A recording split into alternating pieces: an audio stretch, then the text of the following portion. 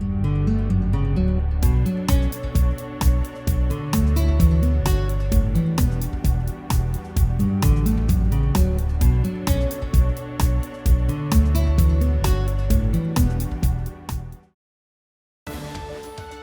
New Britain Board of Education, providing students with a high-quality education.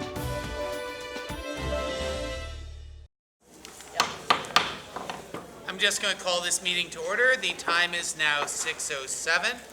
If everyone could please rise for the Pledge of Allegiance. Mr. Sanders, if you could lead us.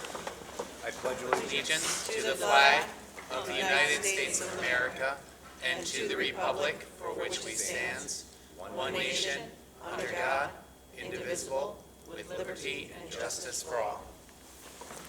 If the clerk could please call the roll.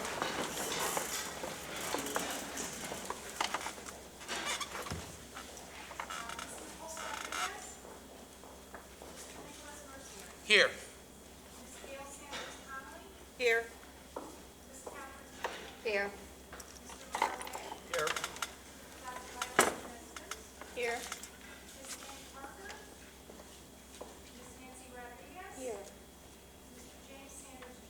Here.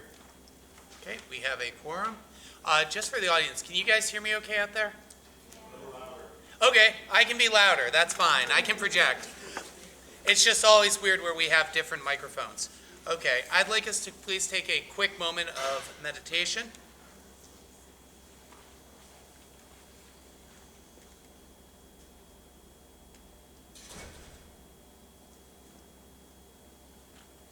The next item on our agenda is a welcome from the Roosevelt campus.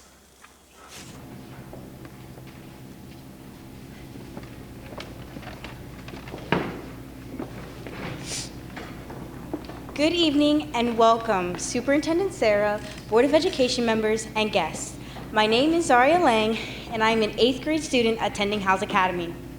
On behalf of Mr. Fernandez and Adult Education, Mr. Mayette, and the Satellite Careers Academy, Ms. Turcott, and Roosevelt Early Learning Center, along with the House Academy community, we would like to welcome you to the Roosevelt campus.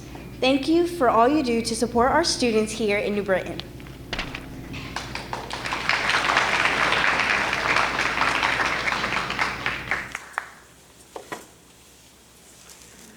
Thank you.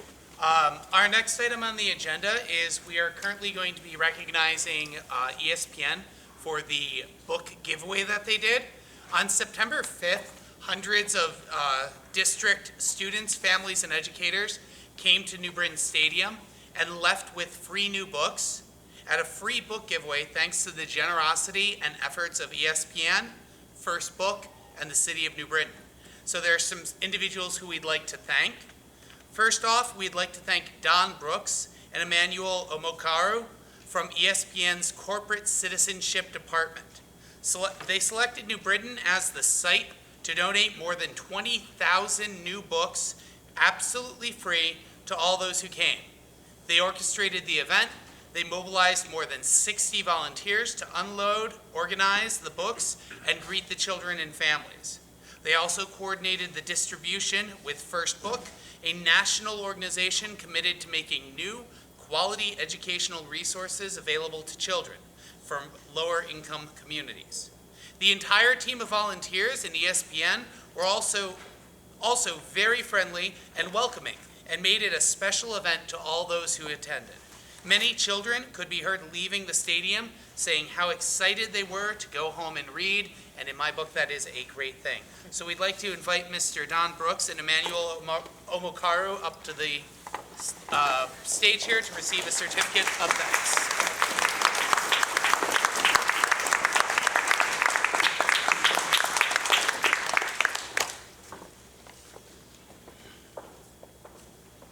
If you could come around. Come on this side. And then afterwards, if you'd like to say anything.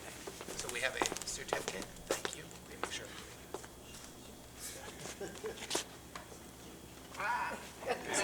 I had these organized. There it is. There we go. And this is for you.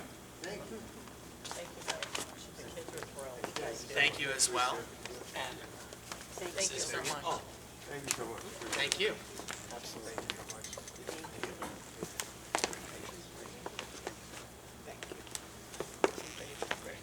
if there's anything you'd like to say to the board or to the audience. Sure. Thank you. Thank you. So on behalf of ESPN, we just want to say that it was a real honor for us to be engaged in this program. Giving back to the community is a big part of the company's core. We do hundreds of volunteer events each year, but some definitely have a little bit more heart to them. This was a really great event because we saw so many kids come through and so many smiles. We've done a lot in the city of New Britain. We hope to do a lot more, but this will definitely be one of the special projects that we had the opportunity to give back to in this community. Thank you. Next up, the board would like to recognize Jason Gibson. Jason Gibson helped facilitate the relationship between the city, the school district, and ESPN. Having worked in his role as director of the Boys and Girls Club with Don previously, he recognized that this partnership for this event could do the most good for the most people in New Britain, especially for our students and educators. So Mr. Gibson, if you could please come up and receive our thanks.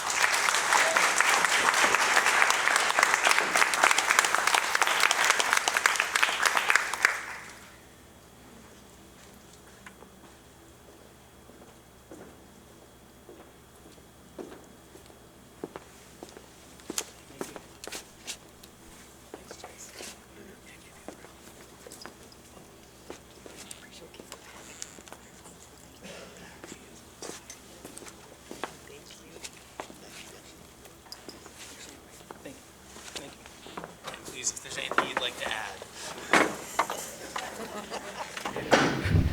I'd just like to thank ESPN, the First Book, and the City of New Britain for actually making this come to fruition. It was a pleasure to see so many families and kids get so excited about reading and taking books home.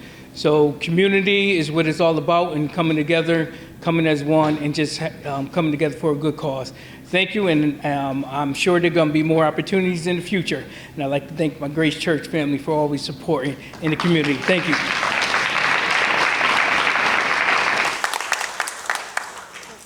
And last but not least, we'd also like to thank Justin Dorsey, who helped facilitate the logistics of the event. He helped secure the best space for the event by coordinating the giveaway with the New Britain Bees game later that night.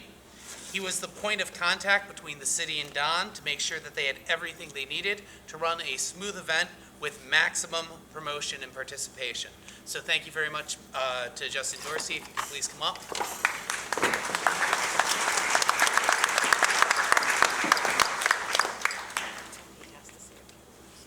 Yeah, make 'em.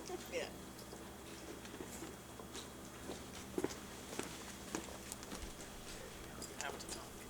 Yeah, Miss Conley said you had to talk, so unfortunately that's rule now.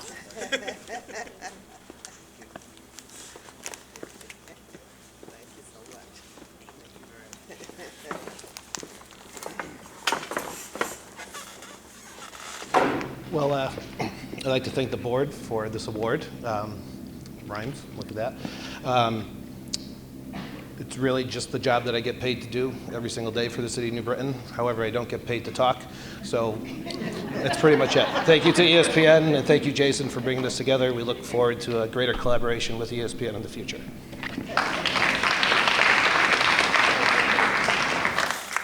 And I'd just like to say thanks to everyone's collaborative efforts.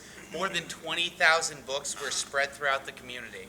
Best of all, it raised enthusiasm for reading. Children were excited to bring home books of their very own.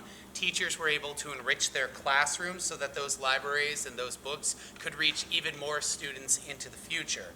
Everyday reading leads to academic success. We all know that. And so we were very appreciative that this was just another way to help encourage our students to read and make them feel proud to be readers. So thank you again so much for all you did, and we appreciate it and look forward to working with you in the future. Thank you.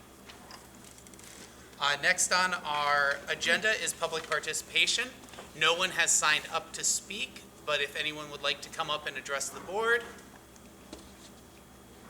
Second time, would anyone like to address the board? Third and final time. Seeing none, this session of public participation is closed, and we'll move on to the Superintendent's Report. Superintendent Sarah. Okay, can you hear me back there? How come they can hear me? They can. I know I have that 'Cause loud I moved voice. that I have closer. that loud teacher voice. Yeah.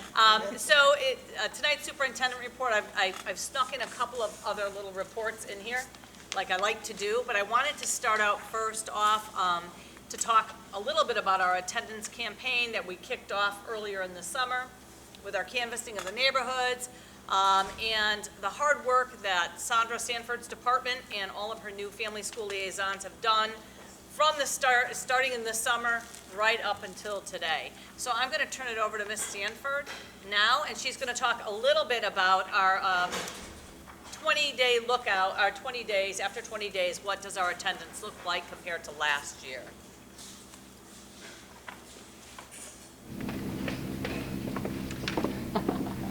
Just a little down here with the height, but that's okay. I can hide from there and I can just speak here.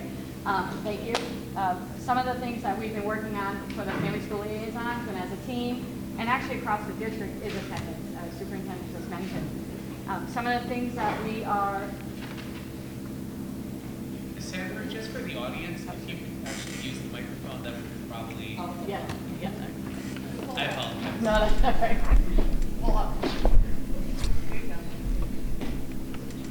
Okay, either way, where I stand, I'll wait for the presentation. But as we're waiting for it to come up, I do want to, some of the things we're looking at differently this year as we're digging into some of our subgroups, and we're actually looking at the data as a comparison from year to year versus looking at the data a little bit differently, and I'll explain as we get into it. All right, the way we used to look at the data and we handed it out to the principals was we compared last year percentage to this year's at 10 days, 20 days, and every 10 days thereafter. When you're following that data, 20 days to absences is chronic. 21 days to absences is not chronic. So we're starting to look at our reporting as a year-to-date cumulative approach to identify where the risk factors are. Can we go to the link? No. Okay. I have copies. That's all. That's not. Here's our look. Here's our look at a glance at 20 days. But I do want to share that at 21 and at day 25, our numbers are better. It just so happens this year in September was exactly 20 days. In October and March have more than 20 days, and the rest of the months in between have less than 20. When we're looking at a monthly data point, it may not look as good as a year-to-date data point. So we're looking at both, and we're looking at the subgroups as well. So this time last year, it was on 20 days. Actually, in 2018, it wasn't September 30th, it was September 27th because we started in August. At the district level, we were at 26% chronic. This year, same point in time at 20 days, we're 20% chronic. So we've done a lot better, and I have to thank everybody from the FSL team to the attendance folks to the outreach we've done over the summer, working with Jackie, Maddie, and nursing, and the principals, everyone taking a focus on climate and culture connected to attendance. That decrease of that 6 percentage points is large when you're comparing numbers. And that would be with the state, we are in constant conversation with the state about how we're looking. When we look at our subgroups of EL and special ed, we can, last year to date, we have 31% for EL and 33% special ed. Those vary, and that's year end. So again, we improved our attendance and reduced our chronic absenteeism in those subgroups. The reason why it's a comparison to year end is because it's a district-wide, and some people come off and some people go on, so that I couldn't give you a true data point at 20 days in for those subgroups because the fluctuation changes. But I did want to show dramatically the increase at year end compared to where we are today. And I do want to preface this, September has always been one of our high chronic absenteeism months. So we're doing better in September.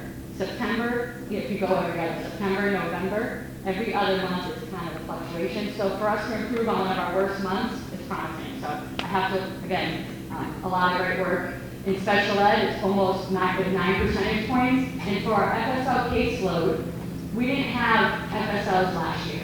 But what I did is I took all the students and to see where they were last year compared to where they are this year.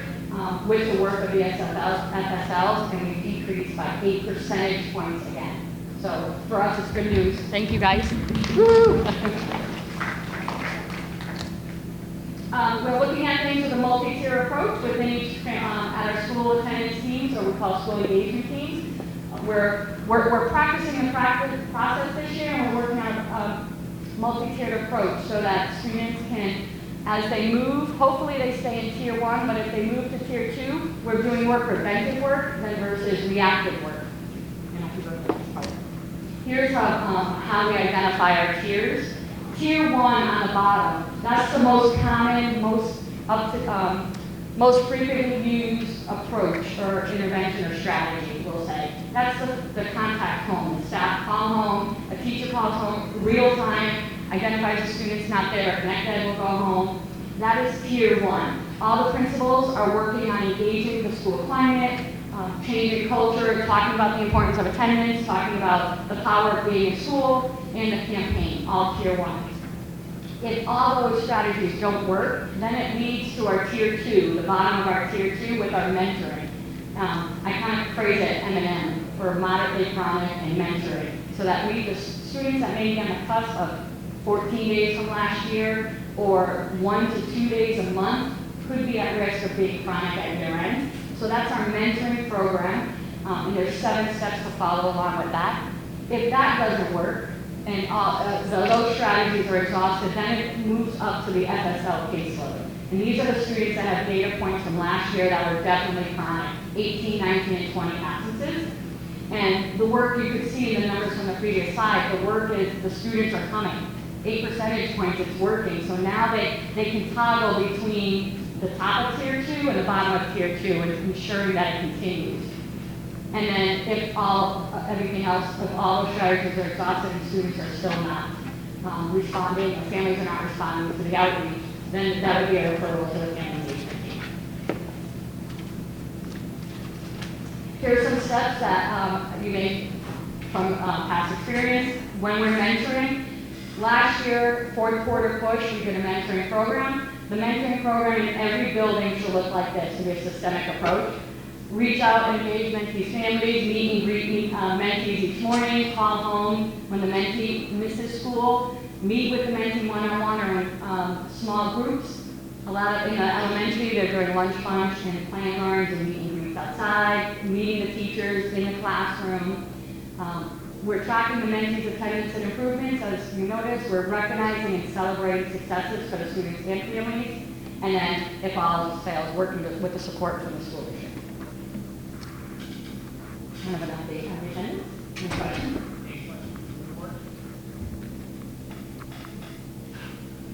Thank you very much. All right, thank you.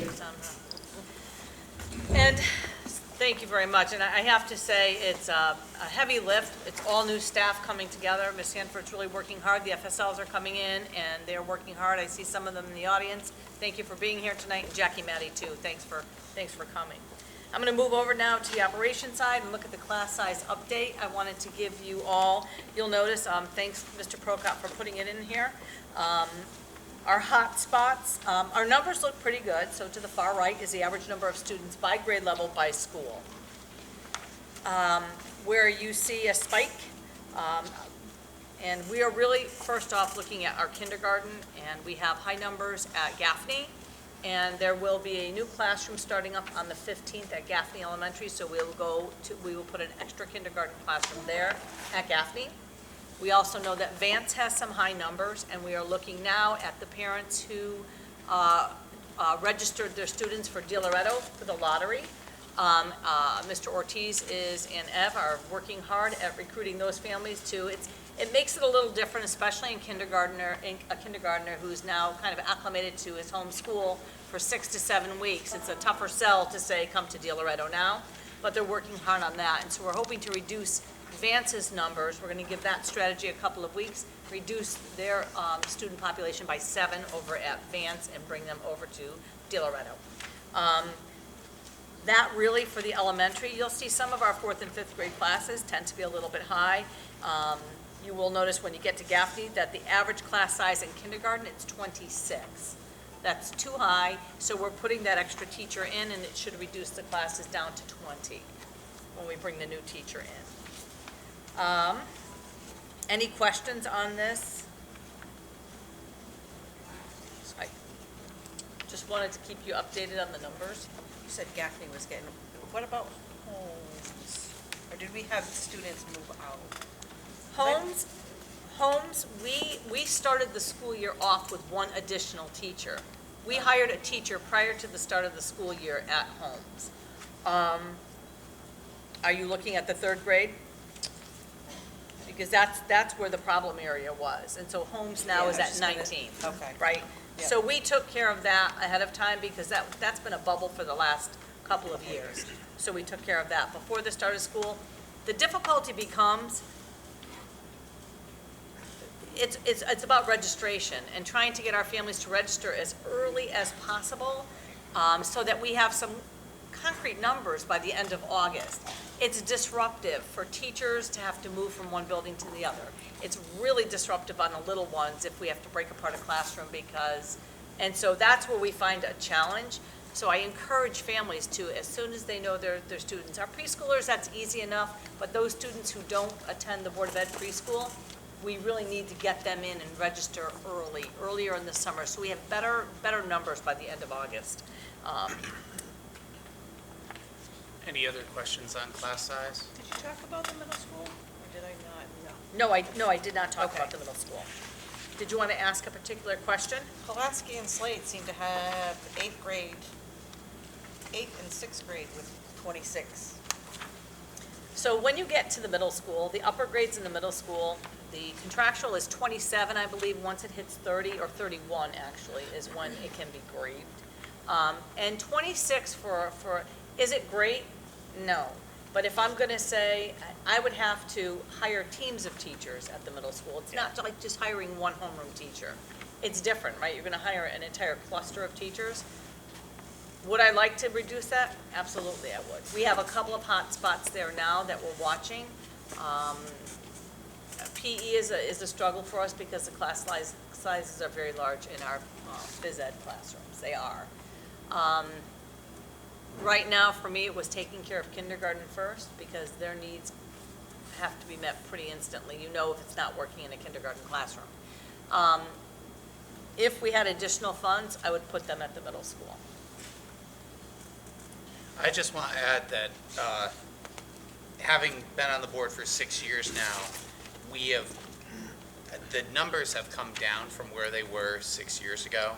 And Dramatically. if you looked at this even 4 years ago, 5 years ago, there would have been a lot more classes at the 25, 26, 27 range, especially in the lower elementary. That's right. So I mean, I'm glad to see that our trend is down, especially if you consider that many districts in Connecticut are seeing declines in enrollment, or have for the past several years, and we've been remarkably consistent, if not increasing some years, but staying very consistent.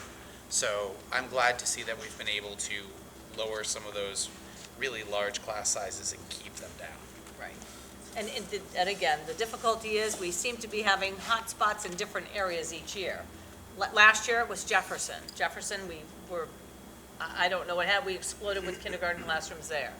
This year, we're noticing Chamberlain's average class size is 15. They're not getting the same number of students moving into the Chamberlain neighborhood, but we have Gaffney now exploding. So it changes. It's like the whack-a-mole game. I mean, there's no pattern to where they're going to move in, and so that becomes a challenge. And again, responding in a real time, the cabinet, we look every Monday at class sizes. That's the number one thing that we do. But I want to wait a few weeks after the school year starts because of late registrants. And if people come in and register, I would hate to take a teacher from a classroom, from a building, if they're going to get an influx of students. So it's late, but we will be hiring and opening up the new kinder classroom at Gaffney for October 15th or 16th. I can't remember. I'm going to move really quickly to a facilities update. You can see we had our dinner back there. You could see the playscape here at Roosevelt Early Learning Center was completed. Homes, Gaffney, Transition Center, and Smith, all of that has been completed. And you can see the jobs we've done, parking lots at Pulaski, Slade, Chamberlain, Holmes, and Smith. That was done this summer. New boilers at New Britain High School, Pulaski, Slade, and Roosevelt. All those were completed and ready to go. We are going to be a generator for MIS, so we don't run into that same pickle that we ran into. Was it last year, Jeff? I think it was last year. Yeah, it was. So we have a new generator coming in, and that's scheduled for this coming Columbus Day. In our Smalley School closeout, you'll see there are still some things that they're working on now. If you tour the outside of the campus, they're still doing some aesthetics in the kindergarten play area. There's a few things that are still left to do, but that should be closed out, hopefully by the end of November. And I just wanted to update you, I'd spoken last year. This is our second year now of implementing STEAM at the elementary level and our plus enrichment classes at the middle. And one of the concerns last year from our families was that we are taking away the enrichment programming at the elementary school for gifted and talented. That was one of the parent concerns. And so STEAM is strong this year in our elementary schools, but last year we started with a new test. It's called the Ravens 2. It's a test, it's a logic test, it's a nonverbal test, and so we are making that accessible to all of our 3rd, 4th, and 5th grade students now to identify them for gifted and talented in the elementary for grades 3, 4, and 5. We're also using the Ravens 2 as our test, our screener for Howell's Academy. So we are happy with that. Any questions? Okay. Is that it? That's it. Okay. Moving on, do any committees have anything to report at this time? Just taking in some donations. Where are they going? Ms. Conley? Yes. Oh, I have my notes, hold on. It's good money.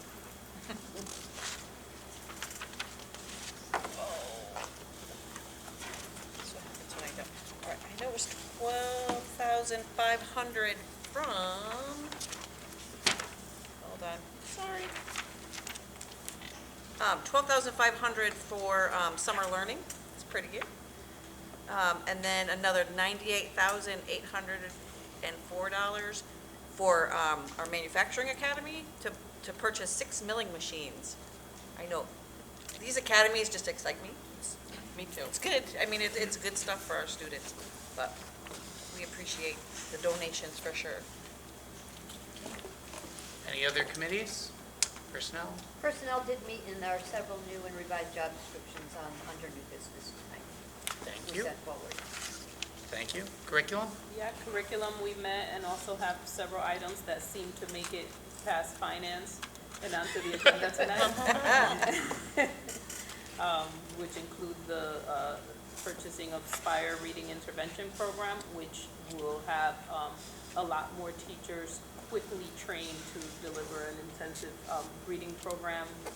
We discussed how Wilson is used, but the training for that is even more extensive and more expensive, so this will help kind of have a lot of people be able to serve those kids really impacted in reading, in the area of reading, and the purchase order for Math Solutions. So both of those are on the agenda. Okay.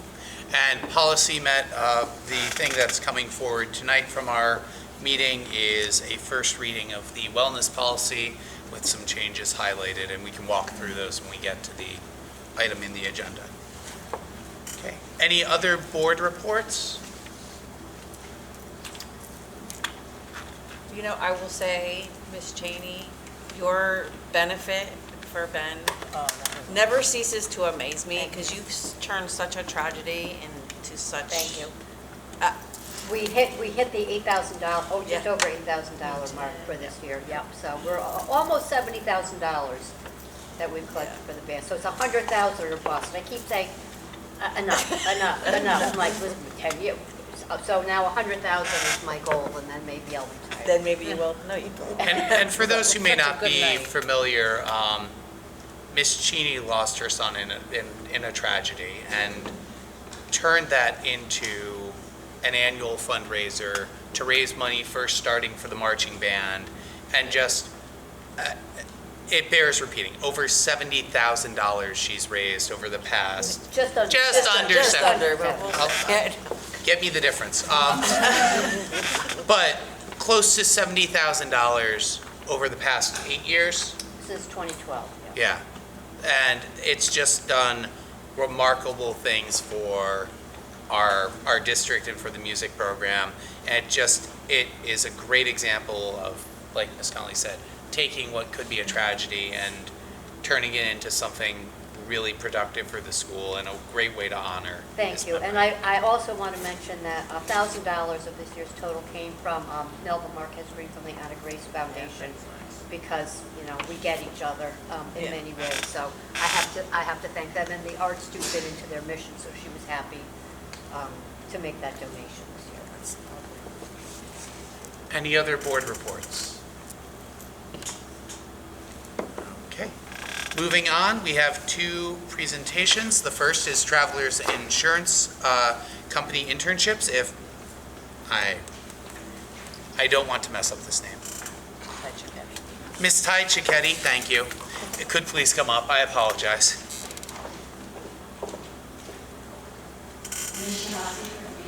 Oh, Ms. Sanford there, and that name I know then. There was a loss. So today, I know we do a lot of speaking about the Manufacturing Academy, but today we have an opportunity to see how the Met Academy and the Finance Academy, along with our partnership with Travelers, how our partnership is evolving over time. Today we have 2 interns that participated, Josiah Cisco and Elijah Alvarado, who both did their work-based learning, 120 hours of compensated internship at Travelers, and today they're here to share with you the experience that they had. Who would like to go first? Josiah Cisco.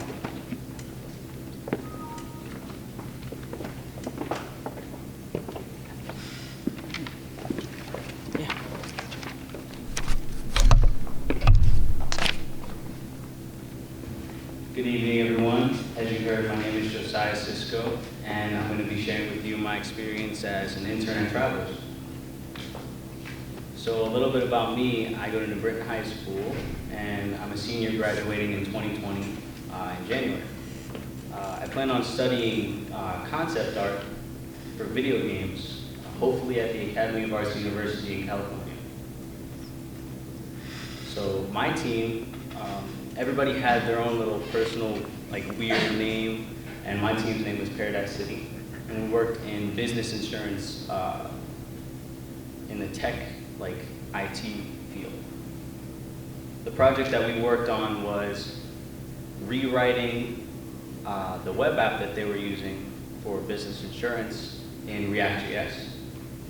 And the purpose of that was to make it easier to make UI changes and UX changes to the app. So user interface and just the look and feel of it.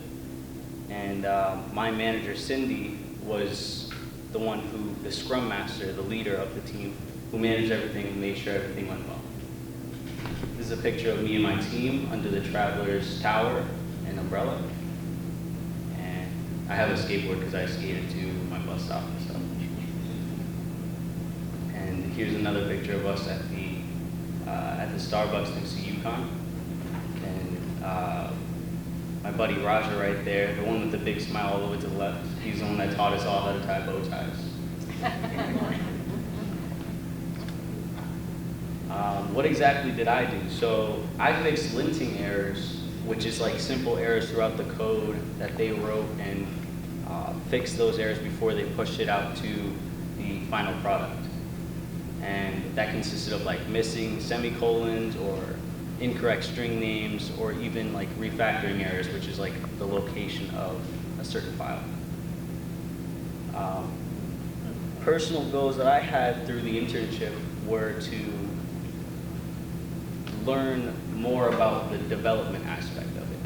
So what I got to do is work on linting errors like I mentioned, which was really cool. I didn't expect to be actually doing code, which was definitely different. It was a different experience and very hands-on.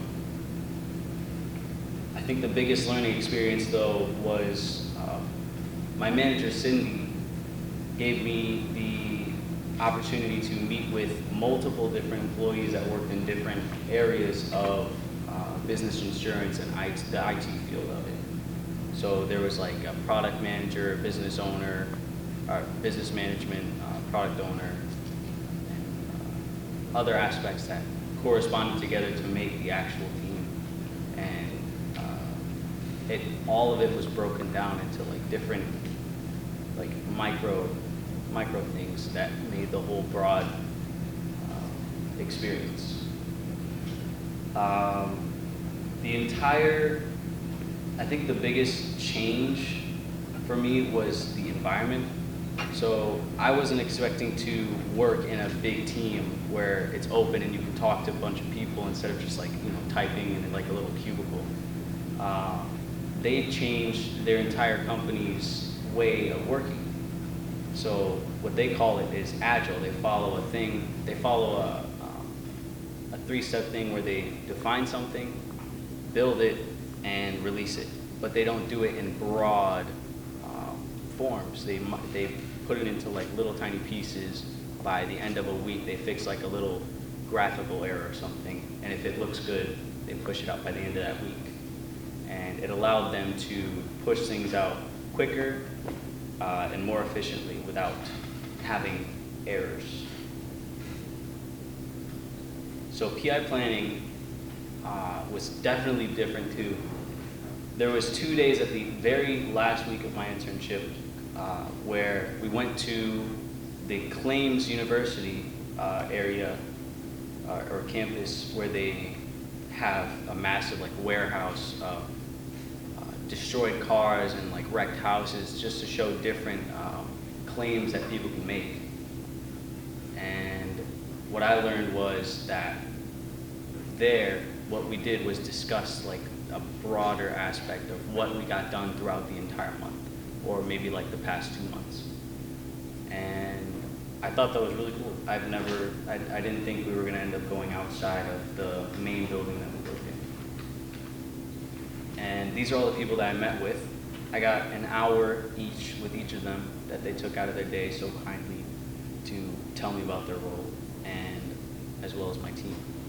And I also want to thank Ms. Jahutsky and Mr. B for actually pitching the internship to me. I wouldn't have gotten it without them. They definitely helped me a lot.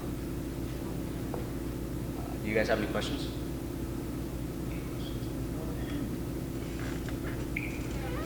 No, thank you very much. All right.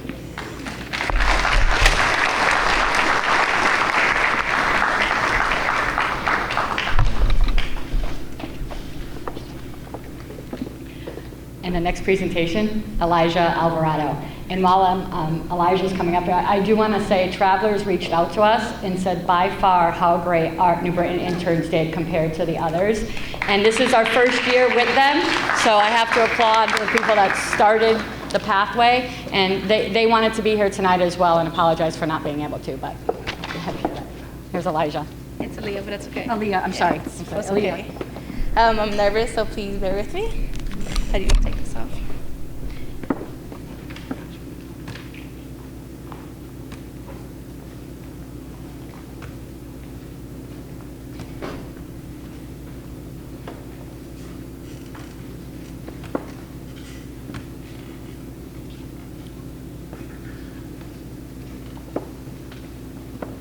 Okay, so as I said before, my name is Aaliyah Alvarado. And this is my Travelers internship experience.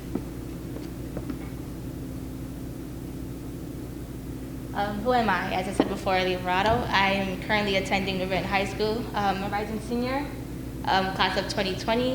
Also, I was in the Academy of Health Sciences my sophomore year, and as well as the finance, and soon realized I don't want to go into the health field. I want to go into the finance. And here are some few pictures about me. I enjoy playing volleyball. I am allergic to peanut butter, unfortunately. I wish I knew what it tastes like. And during my free time, I watch my TV shows. Oh, thanks. The area I worked in was small commercial analytics. I reported to Marie Hopperstad. and she works in select programs shared actuarial. I provided a strong foundation of accessible data that was comprehensive, relevant, and accurate. I provided analytic insights that drive efficient business decisions, and I delivered information to the right people in the right way at the right time. My key responsibilities was curating table templates for CMP, which stands for Commercial Multi-Pearl, rate tables to be used in legacy rate. Change processes, I assisted testing TPP for Travelers Package Policy, which was a product that went out in late July. After I went out into production and processed test quotes to make sure that the rates were correct, I created a data dictionary for TPP rate tables, which was a dictionary. I'm pretty sure everybody knows what a dictionary is, but for them, they have so many terms and so many words, and it was so much, and it was so hard for them to go through every one individually, so I just created a dictionary to make it easier for them. My accomplishments, I learned about the property and casualty insurance industry. I learned how to use Excel, including pivot tables. And for those of you who don't know what a pivot table is, it's a tool in Excel. Not only, it has so many ways of using it, but personally, I used it for large data, and I just minimized the large data into smaller data, so it's easier to read. I documented data tables and how to process test quotes. And over here on the right is some of my skills: communications, time management, critical and structural thinking, and responsibility. And my personal goals is comfort zone. I'm so shy. I don't know, like, I'm surprised I'm up here doing this. But going into Travelers, I was like a turtle in this shell. Like, I didn't want to come out. I didn't want to ask no questions.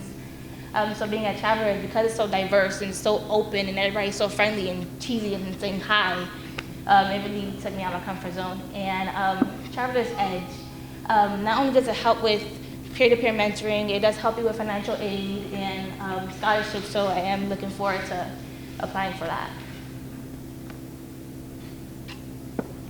And my biggest learning experience is Excel. I went into Travelers not knowing what Excel was. So being able to use Excel, and there's so much tools in Excel, and there's so much words and tables that I was able to use. And so, yeah, going into Travelers, Excel was literally one of my biggest learning experiences. So, yeah. Any questions? I just have to say that I knew someone who was studying actuarial science for a while, and actuaries are known for being very introverted and shy. So as shy as you felt, you are probably the most extroverted person I've ever seen related to anything actuarial. So you have that as a step up. Thank you for this wonderful presentation.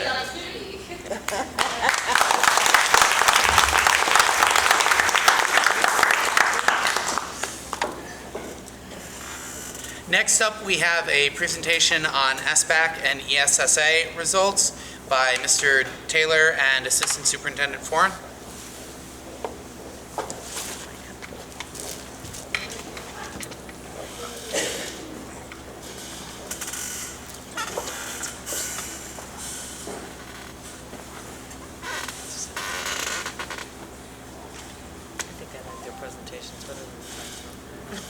We should probably have done this one first.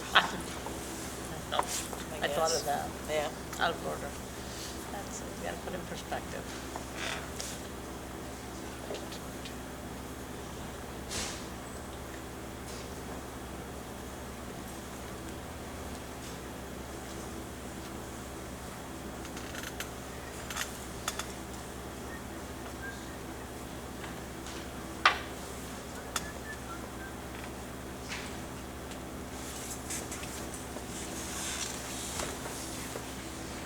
While they're getting that taken care of, if the rest of the board, if you could look over the consent agenda, and if there are any items that you want removed, I'll just make note of that now.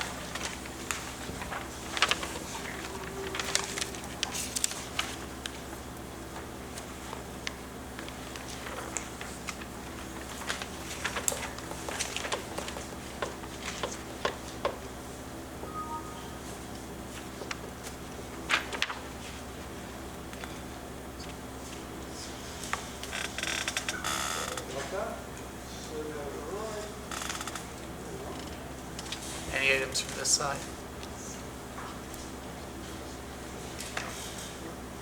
Any items over here? Okay, thank you. You're gonna change your mind? Too late. I just saw anything from I know. Sorry about that. Good evening.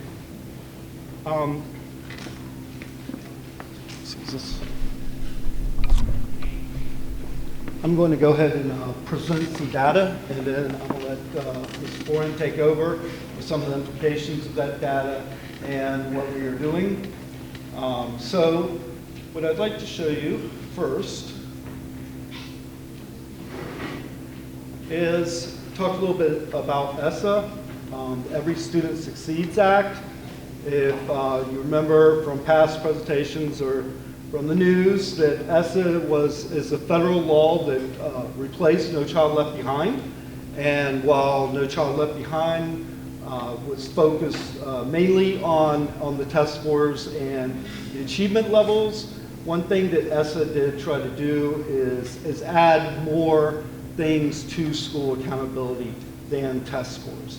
And what ESSA did was let it up to the states to kind of do their own systems, but that then had to be approved by the federal government.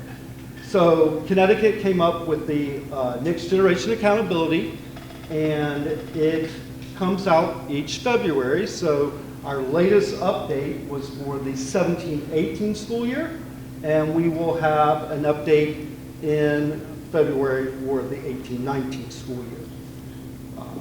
What we will be mainly talking about today is this upper half, which deals with actual test scores. Indicator 1, which is achievement levels, students who achieve a level of 3 or 4 on the state tests, Smarter Balance or SBAC. And then indicator 2, which deals with growth. How much growth did students make? So even if they do not achieve level 3 or 4, we can still get credit for the growth that students do make from year to year. So as we can see, one thing that we're going to be looking at is patterns here. So when we look at this, we see 15-16, and what I have done is, it starts with 14-15, then 15-16, the colors indicate New Britain's either, movement in a positive direction or in a negative direction compared to the year before.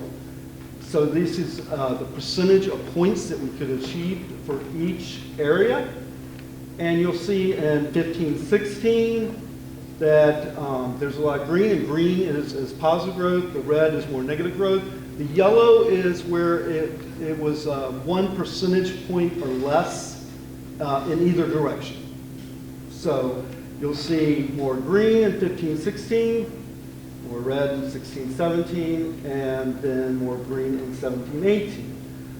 What I'll be showing you, which will be this upper half, what it tells us is we will probably be seeing some red in February on this, just to show you the D scores that I'll be showing you came out a few weeks ago from the state, and I will show you where you can get them publicly and get this information.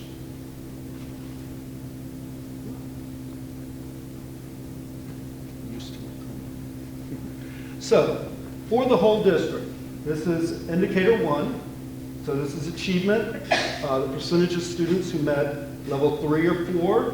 This is grades 3 through 8. Those are the students that are tested on the SBAC in both ELA and math. So you see up top, this is all students combined, 3 through 8. And so we do have scores for 18-19. And you'll see that compared to 17-18, we went down in both ELA and math, the percentage of students scoring at 3 or 4 of about 2 percentage points. I also broke it down by grade level. And again, you can see with a few exceptions, we start to see this pattern of 16-17 compared to 15-16, more red, 17-18 compared to 16-17, we did better. And then this last year, we went down again compared to 17-18. So I'm going to stick with indicator 1 and move to the individual schools. So again, I know this is a lot of data right here. I will show you where you can get the actual individual numbers if you're interested in certain schools, but you'll still see the same thing. You'll see overall, with a few exceptions, you'll see in 16-17 compared to 15-16, kind of went down.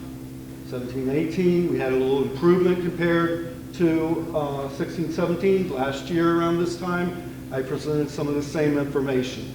And we were looking, you know, that this was looking good. Hopefully we could continue that. But as you can see, in most circumstances we did not. We took a little slide. There were a few places that we did see some continued improvement.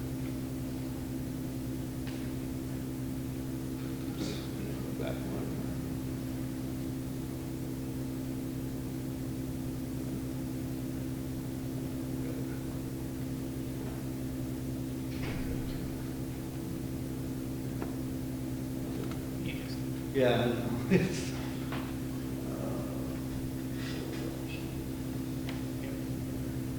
hitting the wrong button. I'm used to hitting that.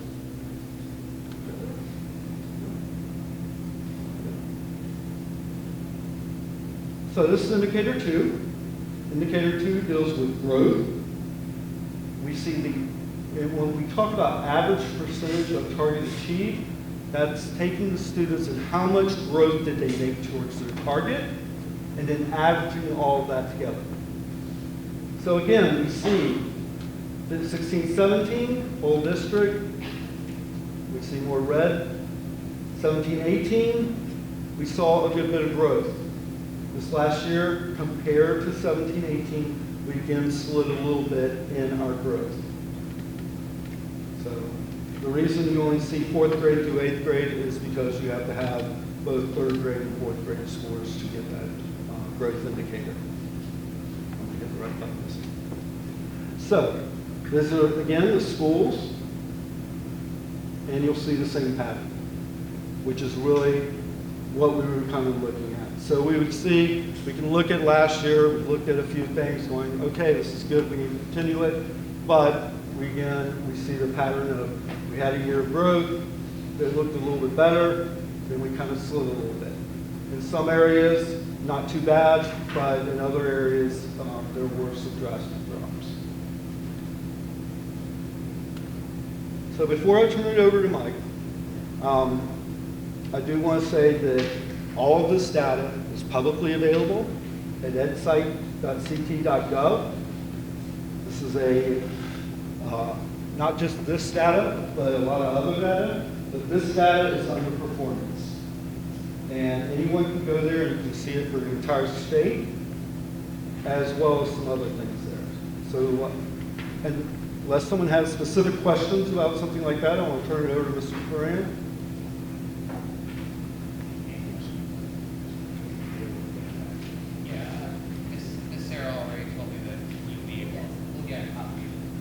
Yes, oh yes, yes. And I have some others.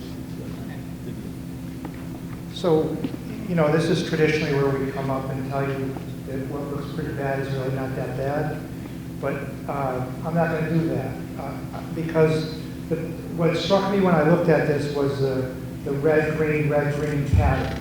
And if we go back, you know, you can't compare CMT to ESSA, so we really only have the 4 years of comparisons, but that pattern existed for a long time. I've been in the district a while, and we've kind of been 2 steps forward, 1 step back, 1 step forward, 2 steps back for years. And really, and that coupled with the fact that this was a year of pretty dramatic change in the district, and we know from our research on change that change is challenging, and certainly that reflects the challenge, but more importantly, long term, it reflects the fact that our curriculum is broken. And so these are test scores from last spring.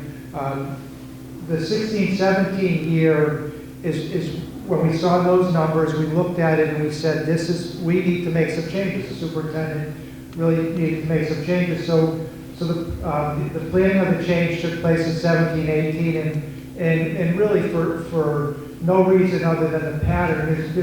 There's nothing we could tie to in our work that would tell you why 16, 17, or 17, 18 went up from 16, 17. We can't equate that to any work we've done. And so we knew we had to make some drastic changes around instruction and then around curriculum. So the implementation of MBU and the curriculum work that's starting this year with that advance this in my mind is evidence as to why that's so important. And the reality is, if we follow this pattern, in 1920 we'll see more green. But that won't mean anything unless we see green starting to be consistent year in and year out. And that's obviously our theory of action, what we believe is going to happen with the new curriculum combined with the resources we're putting into teacher professional development around MBU and the STEAM curriculum. So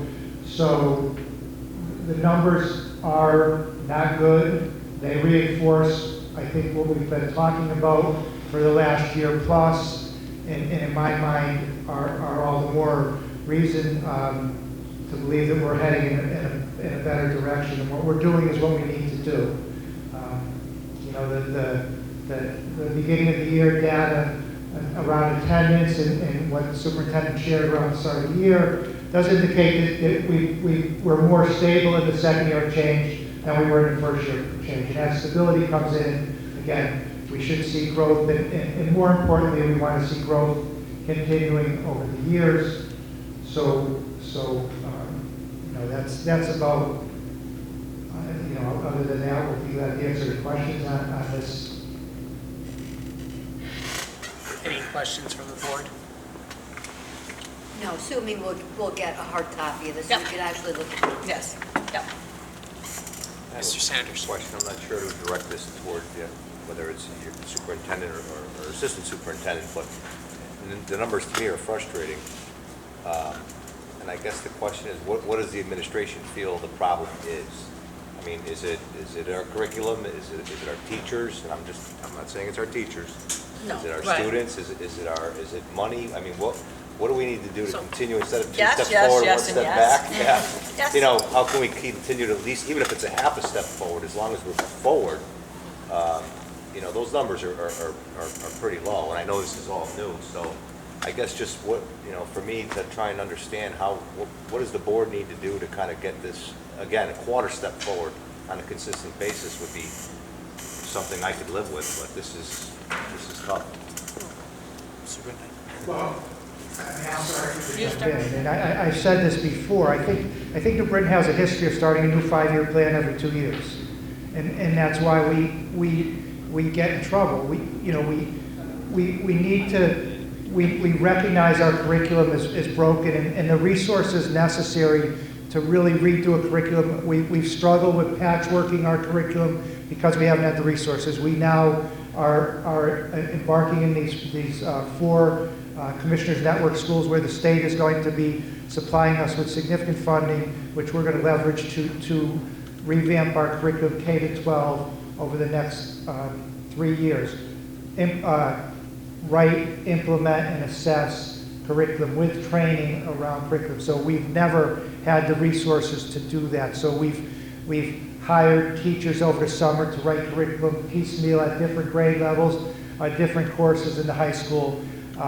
Never had the resources to professional development, the implementation of the curriculum and how it's assessed. With MBU and the state funding that we're going to get through Commissioners Network and our ongoing SIG grants and Alliance grants, we're going to have a curriculum. You've heard the presentation on curriculum, I believe, last month. So that's what we need to do. We need to look at our curriculum, ensure that our curriculum is aligned with what our students need. We spent some time, the superintendent did, defining the profile of the graduate with the community. That's very new learning for our staff. So the MBU time, the curriculum work, the focus at the profile of the graduate is is the work that we need to do. And you know, the reality is the start of that is very challenging. You guys went through it with the superintendent, the transferring of teachers to reallocate resources so we could have STEAM and MBU, and that created some major upheaval in the district, and necessary, in my opinion. You know, so that's when change comes. There's challenges in the beginning, and traditionally we've not seen it through to really get the benefits of it. And I believe that our plan that we have for the next couple of years, 3 to 5 years, 4 years with the curriculum, and is going to lead to sustained growth. But right now we're feeling a little bit of the pain that comes at the beginning of it. Just one comment to that, if I could. I just want to say that I feel that what this administration has been doing over the past couple of years, and with the teachers that we have, I mean, I do see better numbers coming, but it sounds like we definitely need to work really close together as a board and as an administration to see that growth move forward. A lot of the changes that you put in place are not going to come to fruition for a couple of years, and I do understand that. It's 5 to 7 years, right? Change, it takes time. And right.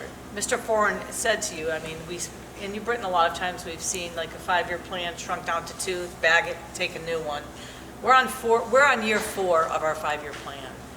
You know, and we've had to do some quick fixes along the way, but we've stayed true to our course for the last 4 years, knowing that you're not going to see results immediately. And that's always a tough thing, sometimes with boards of ed or with funders who are giving us dollars, who want to see this immediacy or change to happen.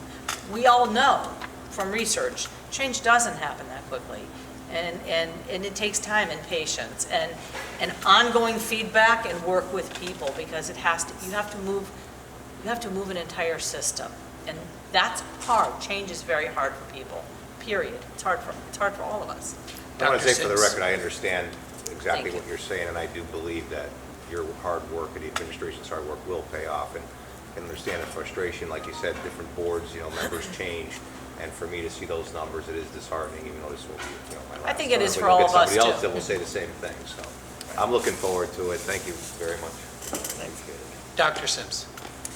I agree that there are so many pieces, right? There's not one thing and one answer, and we have to work on all of them, and a lot of the work is happening, but I'd be remiss, of course, if I didn't talk about my English language learners, which we have one of the highest populations, if not the highest in the state, and one of the things that we definitely have been missing for several years after we went to sort of a one-size-fits-all approach with ELD is having comprehensive programming for our Ls.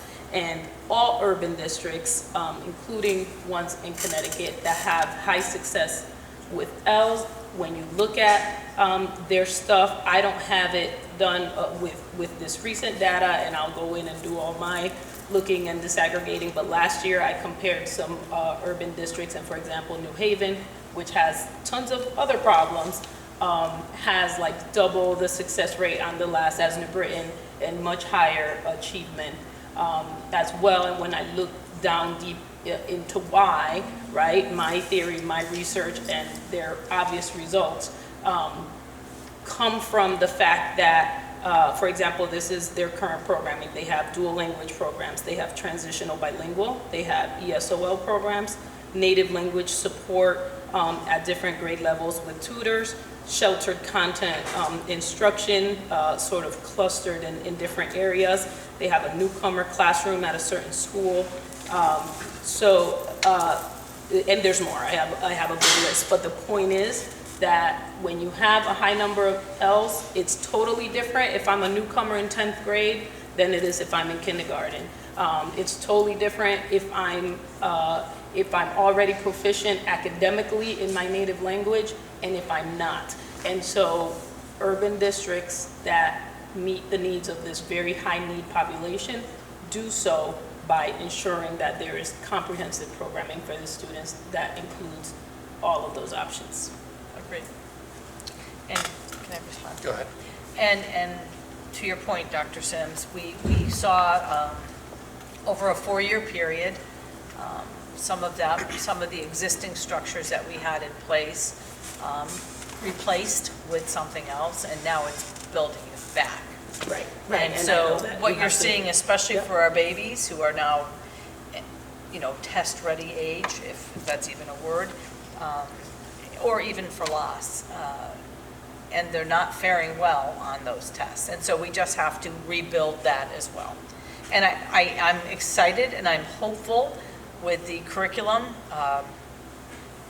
revision that we're working on now, and this is only one piece of it, but puts our L's at the forefront in the curriculum at the core, right?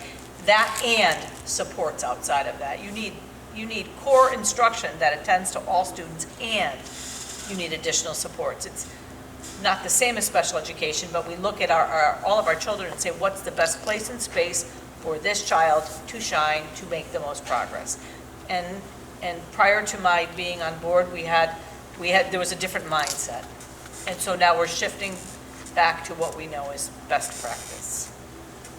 Any other board members? I just Ms. want Parker. to say, looking at 17, 18 school year with so much green, I just hope that we look at what was working at that point. And I hope we're not just changing everything and throwing out the baby with the bathwater kind of thing. Because I think a lot of times when we bring change, we want to change everything. You don't need to change everything. You need to look at what you have that's working and stick with that and try to improve on that. So that's my concern. When you say that we have these 5-year plans that we change every 2 years, that's administration making that decision. So why are we making that decision? Maybe there's something that we need to do more collaboration with the teachers about what's working and what's not working, and not have it all coming from administration. I'm not saying that that's necessarily what's happening, but from my experience, I just felt like when we made changes, we made these overall changes, and we have the same selling point that change is good. Well, sometimes it isn't good. Sometimes we need to stick with something and try to make that work. And that's my concern.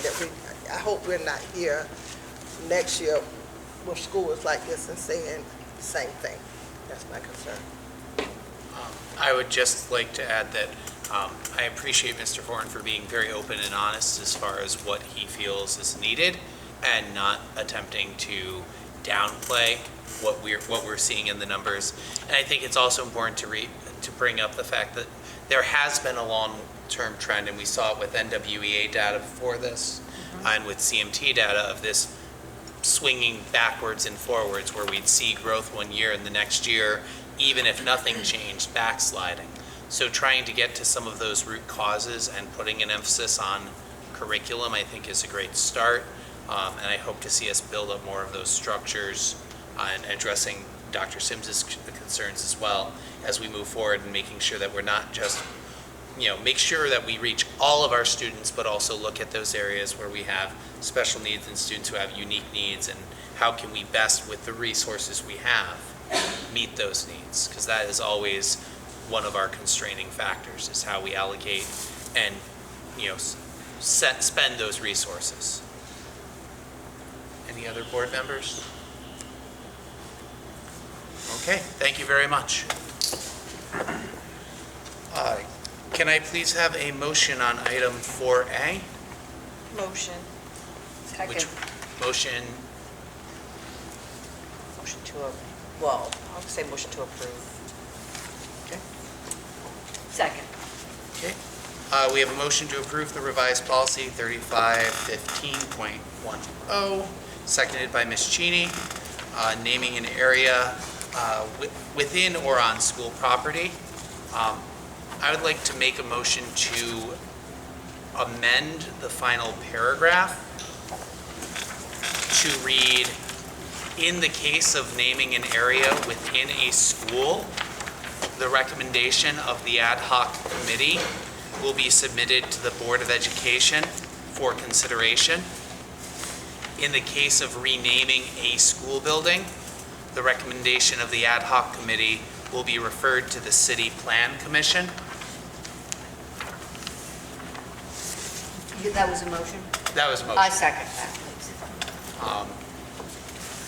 Discussion on the motion, I'll just say this was in response to concerns that were raised by some members of the council over renaming entire school buildings.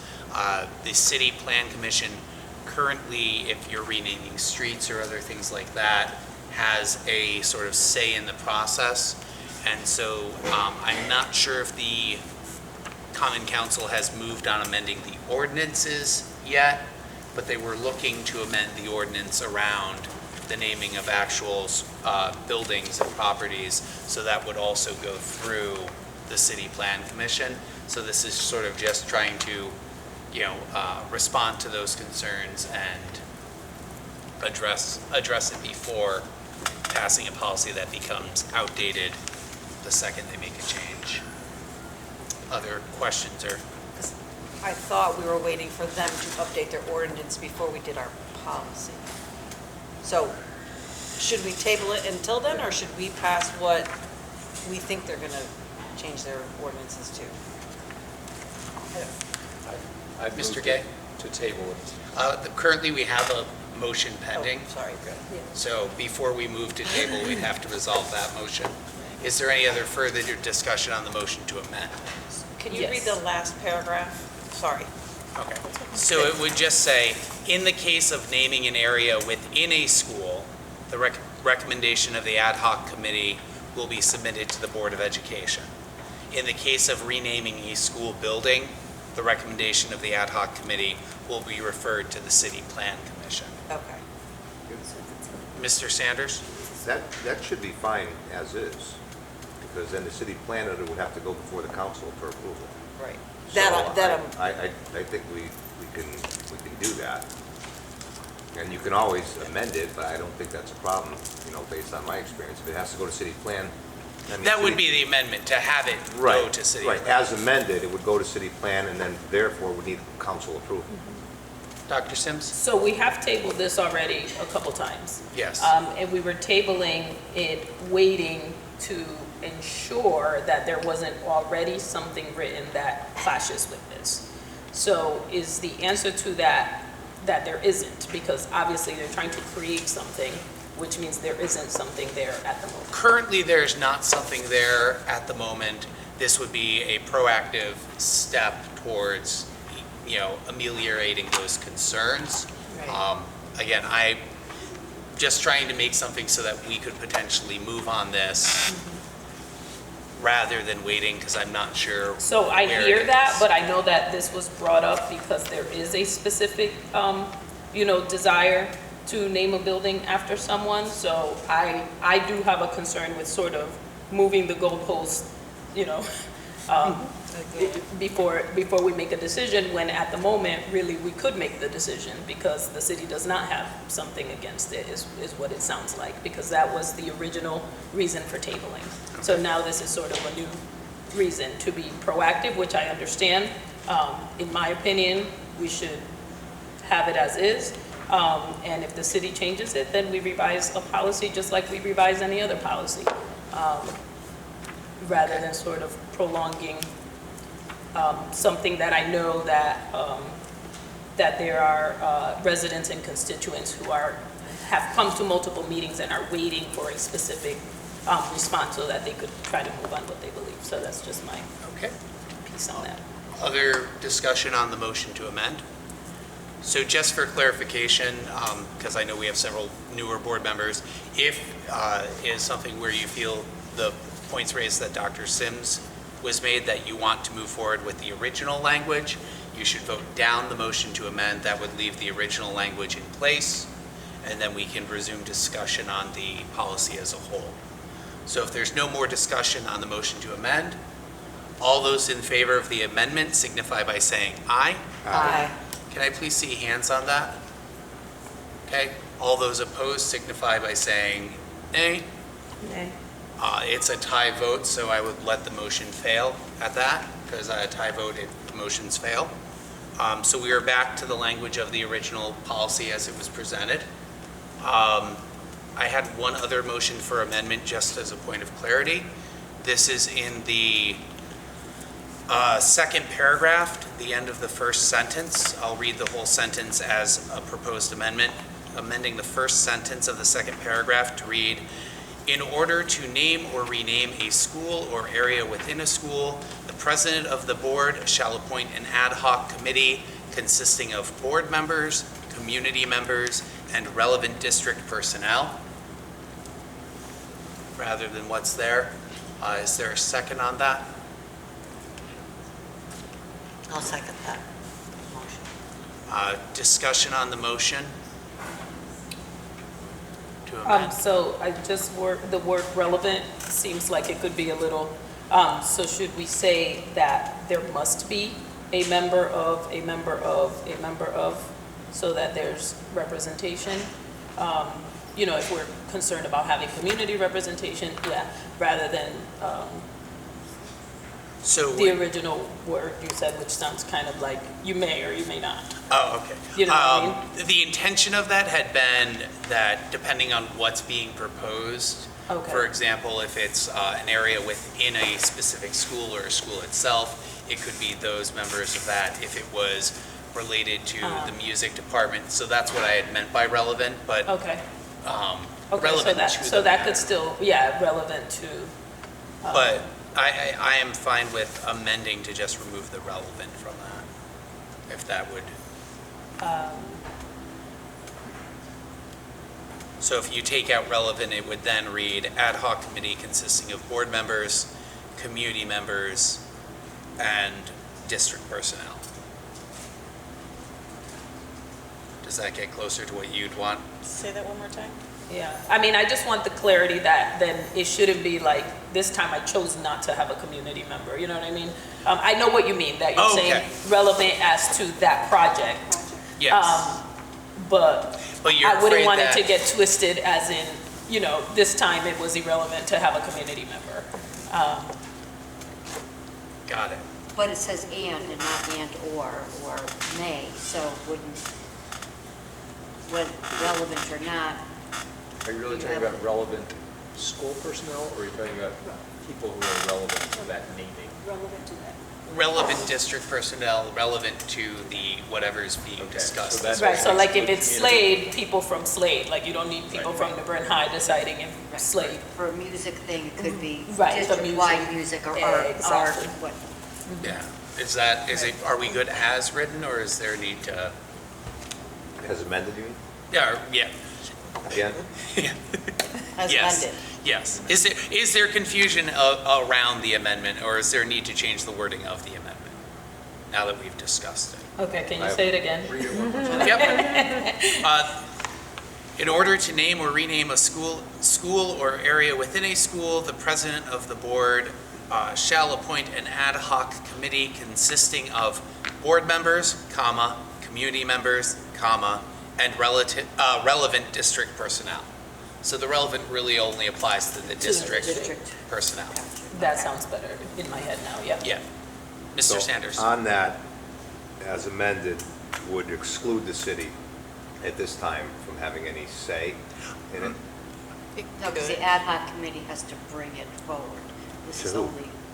To the board. Hold on, just for. Just to the board. Yeah, I was about to say, for. But within the school. So this would allow flexibility as it's written. The president of the board would be free if they wanted to appoint members from the council as a member of the ad hoc committee. They could. They definitely fall under community members. Right. It also does not specify the size of what the committee needs to be, so it does allow a good degree of flexibility. But as written, it excludes the city having basically any say. I mean, you could appoint a council member, but the council's not going to vote on it. Yes. It's not going to go Right, through right. a zoning or anything of that Right, nature. within the school, we're doing this as opposed to So, but checking back on the school. one of the requests was to do it, to give the city some involvement in that, and considering that the city funds the school district to an extent, and we want to maintain a good working relationship, I think the way it was amended before would be the way to go. I'm not going to support it this way. Just to clarify, this is a separate section, and I just want to keep the discussion to the current amendment, which is really just about the composition of the ad hoc committee. Where it goes from there is a different area of the policy, and that's an issue we can revisit when we're discussing the motion as a whole. Right, and just for clarification, so as amended, it would exclude the city from any say whatsoever. It would exclude any zoning or... This area is not relevant to that, so if we can just handle this amendment first, then when we get back. But as this is written, as amended, it excludes the city from having any say in it. Yes, just the current motion before the board is just on the amendment. I get that. Okay. And I just want to clarify that. As amended, it excludes the city, as it was before it was amended. We haven't amended it yet. Yes. Right. Okay. Any further discussion directly to the amendment being proposed? I think you need to add somebody from the city. You need to have council or, somebody from the mayor's office as part of your committee. So hold on one second, can we just please, Mr. Gage? Question. This is covering naming sections within the school? And or any buildings. section? And buildings as well. Okay. So, but if it's, and maybe we should treat those differently. Separately. That, if we're talking about renaming a music suite after, the beloved teacher who passed away, that's different than renaming a whole building. So that was sort of the first thing that was voted down already. Proposed that, but and I would say that's where I spoke, and I'll just kind of reiterate. I don't think for school buildings and things it should necessarily go to the city. If they make something in their city charter that says that, that's fine. And I know that the city owns the buildings, but for example, when we have construction and stuff, the vast majority of that comes from the state. I see it as a bit of micromanaging the board to say that school spaces have to go through them. It's not like we're, there's a difference between obviously having to go through them to rebuild something than I think to name something. And,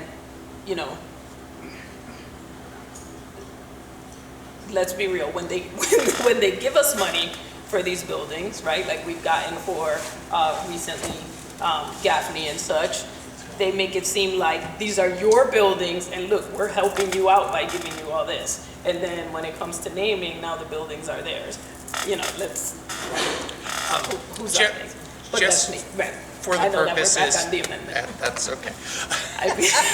Since Since our discussion tends to be about, it has been focused on the larger policy, I'd like if the board is willing to just call a vote on this amendment, and then we can discuss the policy at large again.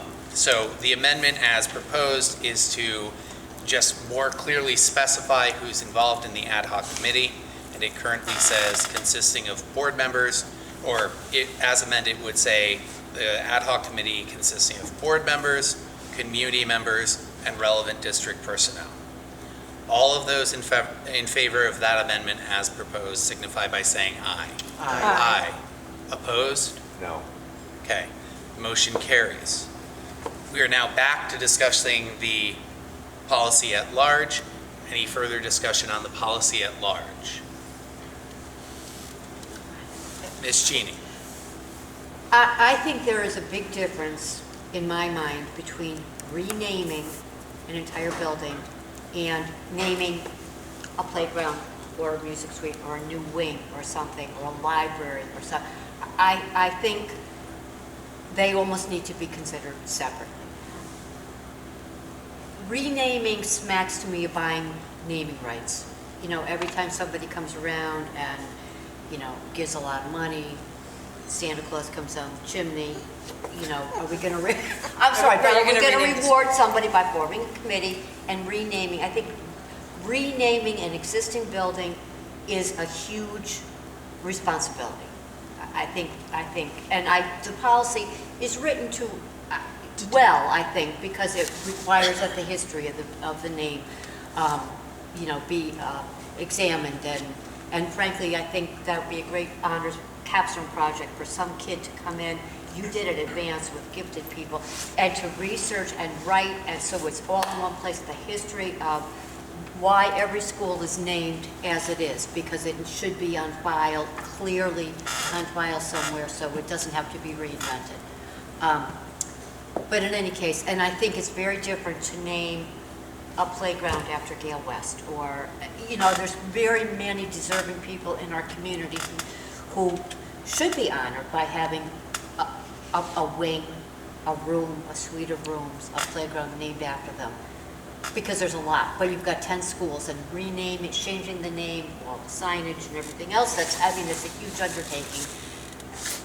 I've got issues with the whole renaming an existing building. And if it's clear that in the charter, and I thought that there was, I was on the Charter Revision Commission, and I thought there was something, and if you looked into it and everybody says, no, that's fine, that ultimate ownership of a government building in the city of any site was the city's. But again, as long as that's clear, that's fine. That's just my opinion. Mr. Sanders. So just that this as written now with the amendment encompasses naming rooms and/or. So. Correct. Again, when it comes to naming of buildings, the city the state does fund the bulk of our schools, but we also pay about 20% of that. So all these school projects, the city's on a hook for 20%, and it's up to the city council. And I just feel that they should have a say. We want to build a collaborative relationship, and if there was dialogue that was asking this to be postponed on the city level so that they could get something in place so it could be done together, and by passing this is just a slap in the face to the city to say we're going to pass this without you because we don't feel that you should be included. 50% of our budget comes to us. Yeah, they can't change it, but they don't have to increase it either. So if you want to build a good relationship with the city and maintain that, it's little things like this. This isn't a big deal. Renaming a building is a big deal, but this is a policy that's just a slap in the face to the city. I don't think it should either be tabled, rewritten, or shot down. Other discussion? Nick, I disagree with Mr. Sanders that if we're not quite clear, there's still a lot of stuff that's still open-ended that we should just table it. Ms. Conley. So is the city working on an ordinance or looking for an ordinance? Are they waiting for us to come up with a policy? So I assume that's a question. It is. The city approached me back when this first was on the agenda for the board, and that was 2 months ago, and I have not heard any updates from the city since then. I did reach out previously. Yeah, I was about to say, and I understand that it may not be high on their priorities, but I also feel like to echo a little bit of what Dr. Sims said, we have had people, specifically both aldermen and community members, approach the board around this issue, which is why we took it up as a board. So I'm slightly torn between our obligations both to our constituents and to those people who come to us looking for us to take action. And I definitely agree that, like, the city asked us to wait. I feel like we've done them, we have, and I have not heard any updates from them. And I don't want this to seem like we're not actually responding. What I'd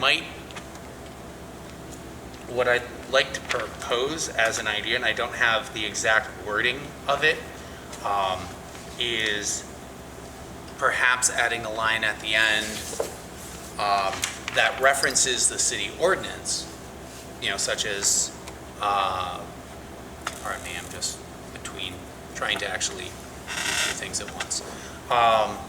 The board may then move to name or rename a school or area within a school district based on the recommendation of the ad hoc committee and pursuant to New Britain city ordinances. Yes.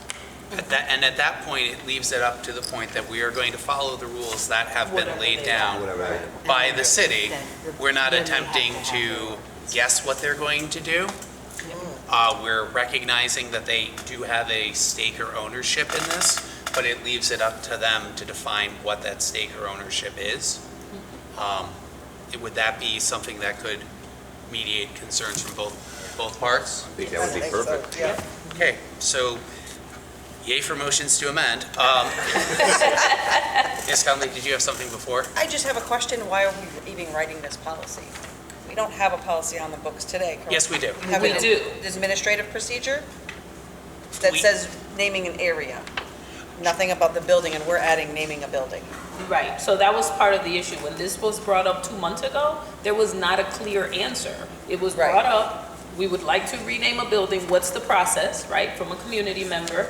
And we were like, here's our policy, it's not clear, it doesn't say. And so Nick was going to the city to find out if they had a policy, an ordinance, something that said so. Renaming a building, but not Right, naming a and building. would guide us, and and they did not have anything either, and we've given them 2 months to sort of come up with something if they didn't have something, and they have not done that either.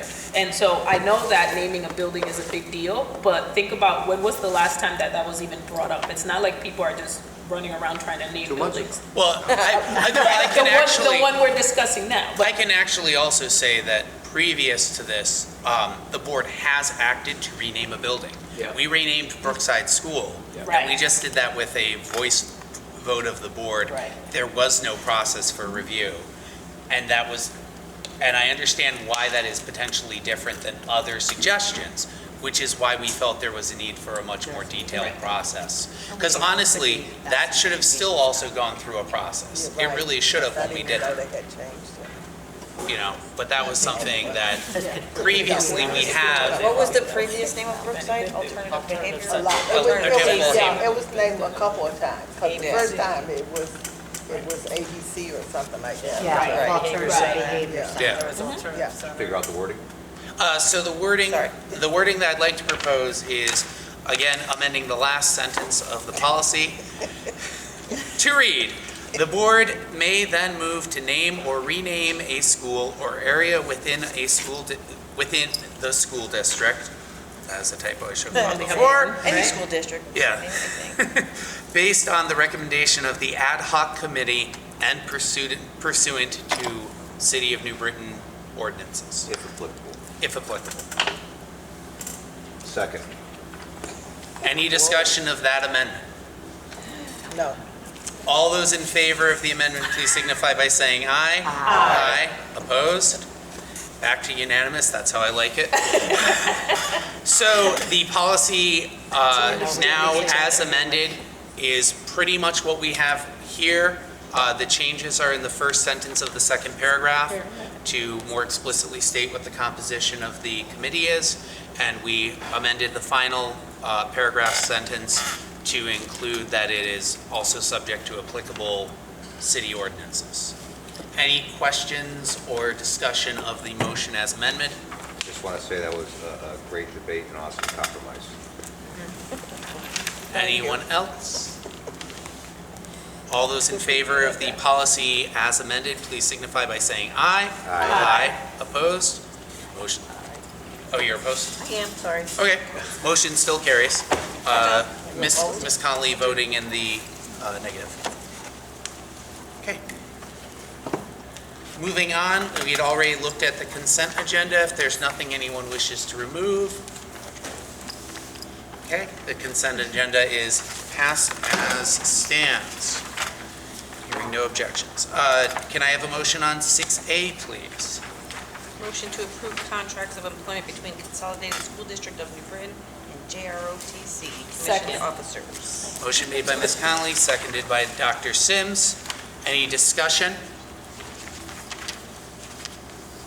We I have don't no know what the documentation. contracts are. Ms. Conley? Oh, sorry. Sorry. I That's don't know okay. what the contracts are, and there's no documents? That is an issue.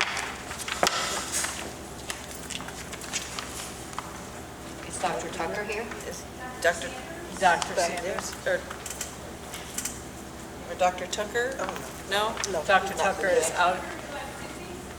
No. Nope. Nope. We are on 6A. JROTC.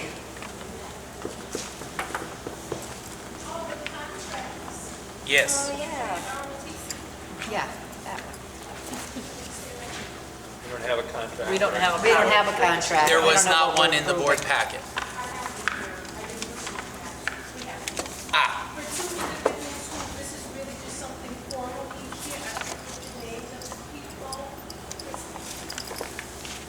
do you want? Durfee. No, we're approving it, so we do need to see it. Yeah. And all contracts are subject to public records, so.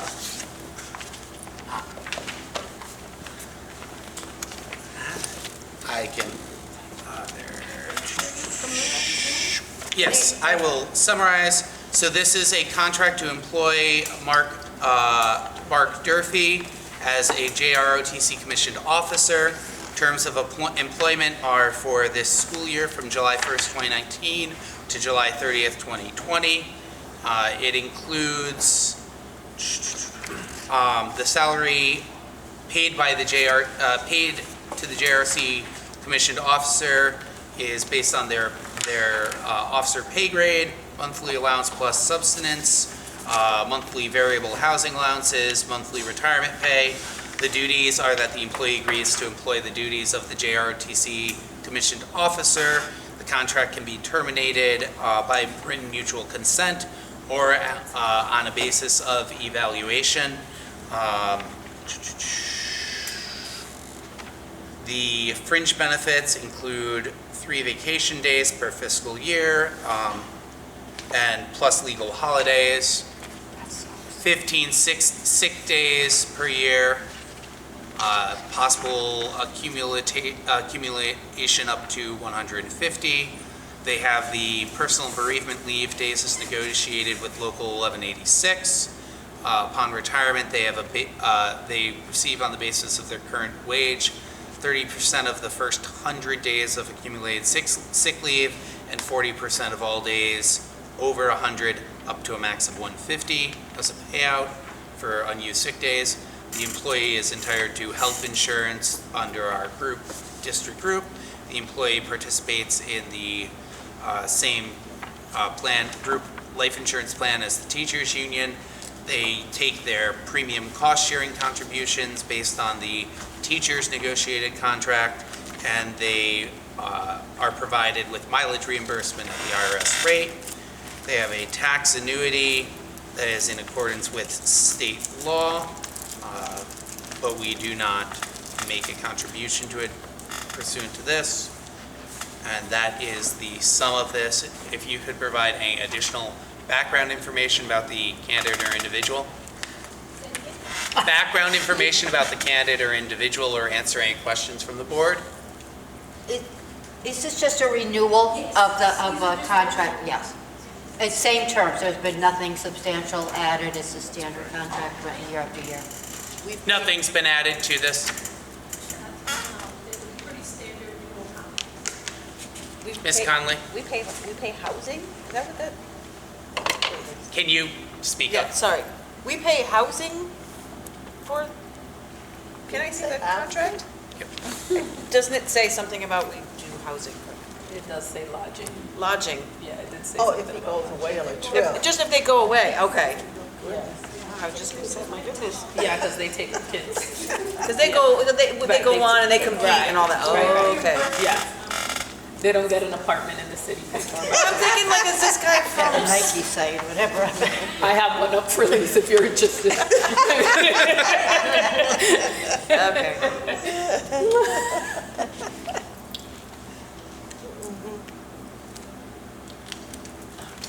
All right. Any other questions? All those in favor signify by saying aye. Aye. The second one, Did you ask for opposed? oh, sorry, opposed. No. So that is opposed, correct? Yes. Okay. Motion carries. The next one is very similar. I can go through the full details if the board wishes, but it's for Ramon Grooms, and it's for a JRTC non-commissioned officer. The pay scale is based on E8 plus 38 enlisted pay chart, so monthly pay, plus the same allowances as the previous contract. The duties are the same. The termination agreement is the same. The fringe benefits are slightly different. It's 2.5 days per month for vacation. Sick time is the same. but this employee's sick leave is not cumulative. Same bereavement leave. This employee takes their health insurance benefits aligned with Local 818. They are in the same group life insurance plan and long-term disability plan. And they take their premium cost sharing from Local 1186. They have the mileage reimbursement at the IRS rate. And that is the same in the other areas as well, the tax annuity and the termination clause. And Ms. Cheney. Is this one also, this is also a renewal contract? Same personnel? I just have a question to be clear. What would happen, these work directly with our JROTC. What would happen to JROTC if we did not have these commissioned officers? We wouldn't have one. It would cease to function? Correct. So they are a requirement of running and operating the JROTC program? And through you to Dr. Pierce, how many students do we currently have participate in that program? Do you know?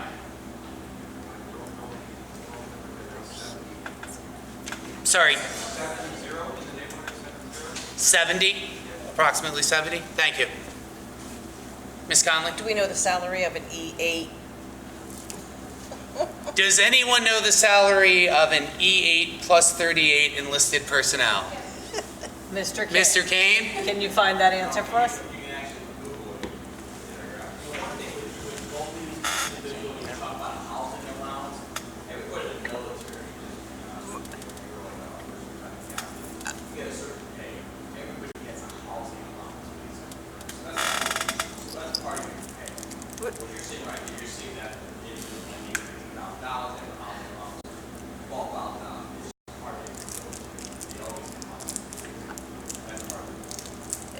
And I understand the military way of life, I do.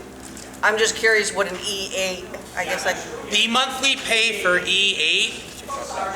Oh, Mr. Prokoff? $4,136.10 per month. What's the first one? 4,000. Approximately 4,000 per month. Perfect. Then they get a housing of 12,000. The other thing with the ROTC program is we pay them, what I can pay them, $6,000. You receive approximately half of it back. Okay. Or just for having the program? My job. Okay.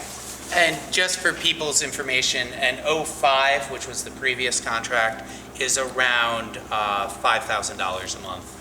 And it does scale based on years of service, I believe, And then their housing is additional 12,000. per year.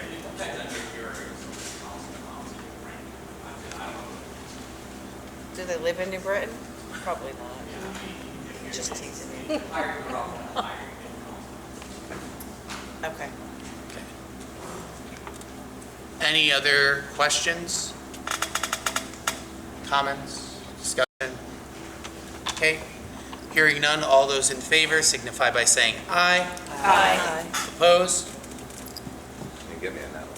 It was the cumulative sick pay in the last one. I didn't like. Oh, okay. Well, I know. Mr. Sanders would just like to clarify it was the accumulation of sick pay that got him on the last one. Thank you. Thank you. We're related, can you tell? Oh, just a Yeah. touch. So that was item 6A. Do I have a motion for item 6B, please? So moved. Second. Which would be what? Motion to approve the bid waiver and purchase order for machinery for the MET Academy in the amount of $304,950. Second, motion by Ms. Connolly, seconded by Ms. Cheney. Hey, you want the credit, you gotta say the words, Mr. Sanders. Any questions or discussion? I love it. Yeah. I love it. I just love it. Good stuff. Okay? It's good stuff.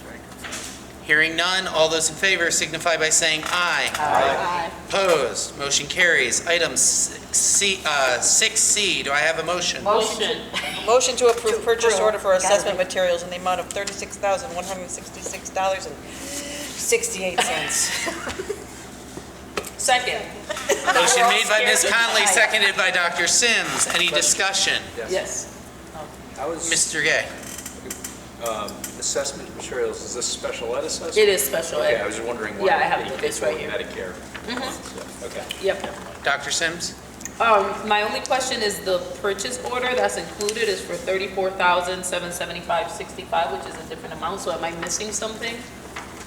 Just as a point of clarification, sometimes when the memos come through, it is up to, and they might get a reduction in price. Okay. So that could have been based on an earlier quote. An earlier quote, okay. I'm not sure if that's the case in this situation. Mr. Spalding, do you know? I believe it is. I believe that's Okay. certainly get back to the board and confirm that. Okay. Is anyone deeply concerned about that? No, I just wanted to, I Okay. just wondered why the difference. Less is better. Yeah. Right, less is good, so that's fine. Are there any questions on any of this material? Nope. No? No. Okay. Not bad. Any further discussion? Hearing none, all those in favor signify by saying aye. Aye. Opposed? Motion carries. Item 6D, can I have a motion, please? Motion to approve bid waiver for professional development provided by Advanced Correct Consultants, $12,760. Second. Motion made by Ms. Cheney, seconded by Mr. Sanders. Any discussion? Did this go through their curriculum? Ms. Conley? Sorry. Did this go through their curriculum, or it didn't come to finance? No subcommittee. No, no So subcommittee. nothing, okay. Would you like a brief? I would, just because I'm trying to keep in my head straight all of the different consulting firms that we're using. And Ms. Putnam is here. Ms. Putnam? Ms. Boyd and her team is here to talk about it specifically. That would be lovely. That'd be wonderful.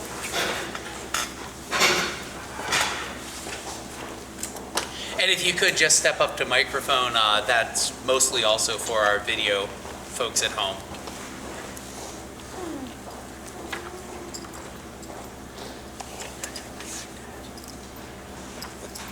Charged it and everything. So I'm Tilisha Foy, I'm the principal of North End. I have with me Ms. Natasha Robinson, who is our instructional coach. The consultant firms that we're working with are CREC, as well as the Ed Advance. We know Ed Advance is working with the entire district on the curriculum, but we took it an additional step further and we're working with CREC. Our problem of practice at the school based on our district assessments last year, as well as SBAC scores and other data that we drilled down on, is that our students need a greater emphasis on their ability to write. From our analysis, we were able to tell whether it's our EL students, our SPED students, our general ed students, they're really struggling with their ability to communicate through their writing. We noticed that they can articulate, very well to their grade level abilities, but when it comes to putting it into coherent writing, they were struggling. So what we decided to do was call CREC in, and we're doing some consulting work with them. The CREC consultant is coming in. She's working with us on I think I began to talk about our problem of practice.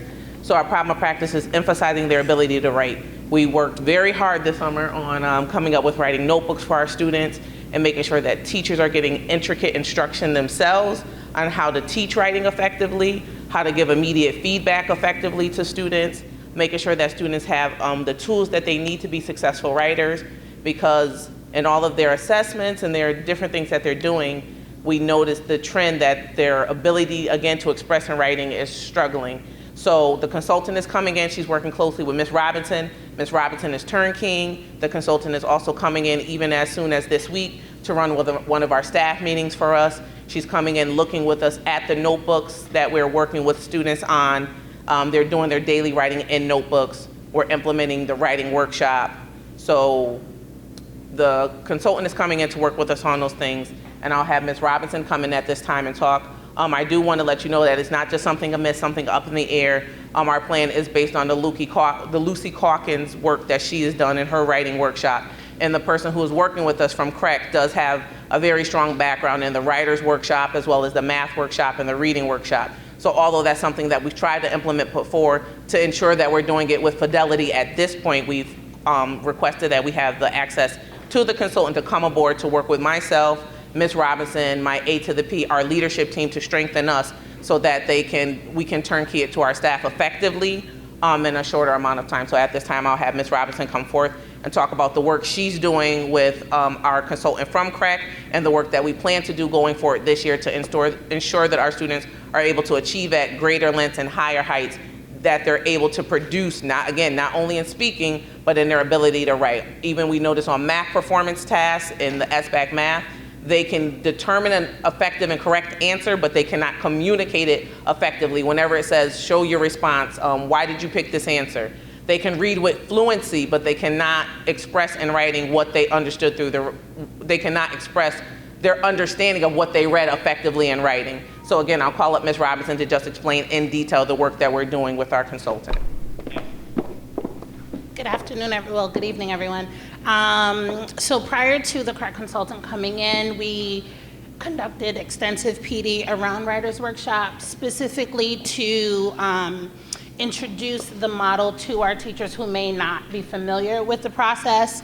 The CREC consultant came in honestly at the perfect time, where she kind of gave me, as the instructional coach, a specific lens on what to focus on with teachers. So she conducted walkthroughs with me, provided instruction for staff meeting and what PD should look like moving forward, to really provide the necessary equipment to the teachers to really understand what Writers Workshop is supposed to look like.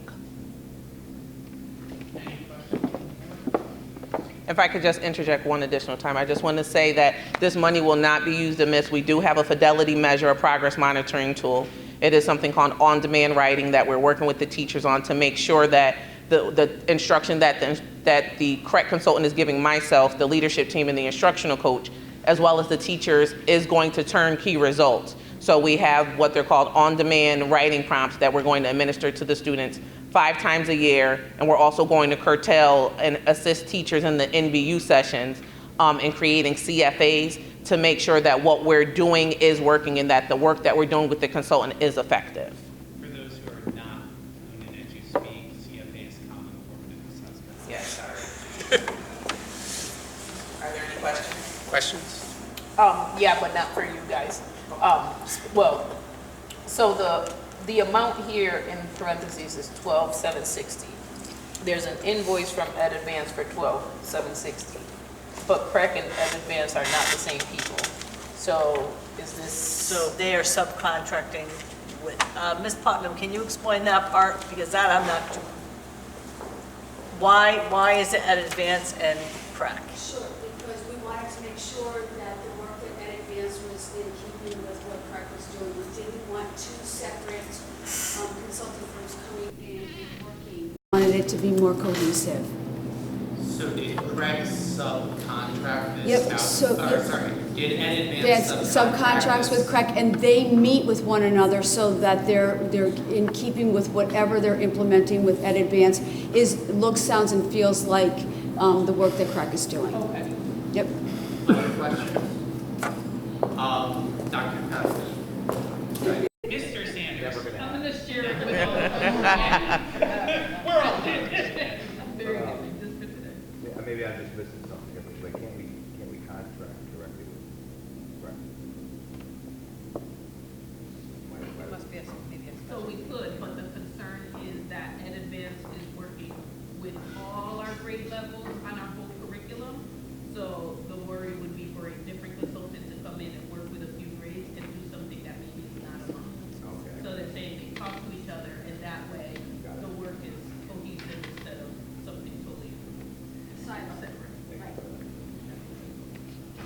Just for my clarification, this is work that has already started back in July and is going to be ongoing forward. So this invoice, this is for the work that's already been done and is going to continue going on? So the work that's been done, I started working with my team in July, but we began working with Ed Advance when the district did. That's when North End began, and the work with the CREC consultant started the end of September. So the CREC consultant work is starting end of September going forward.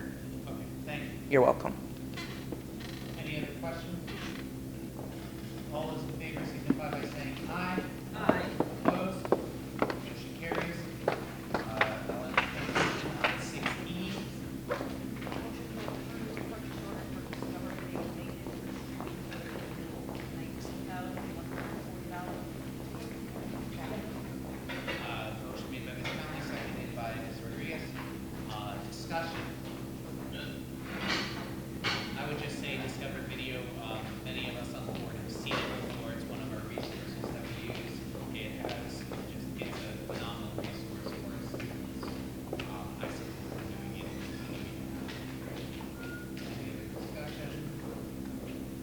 Hearing none, all those in favor signify by saying aye. Aye. Opposed, motion carries.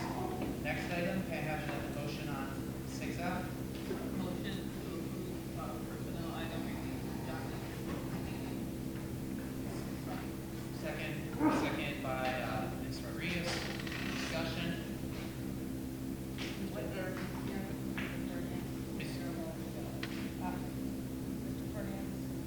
Mr. Fernandez? I can speak to that as far as I can remember. This is a new position, it's a part-time position, set forward to, as it says, it's a clean bridge, it is a bridge. Our custodians and Mr. Fernandez had, much more level of detail, are not able to get from most of our buildings today, other than basic work. I know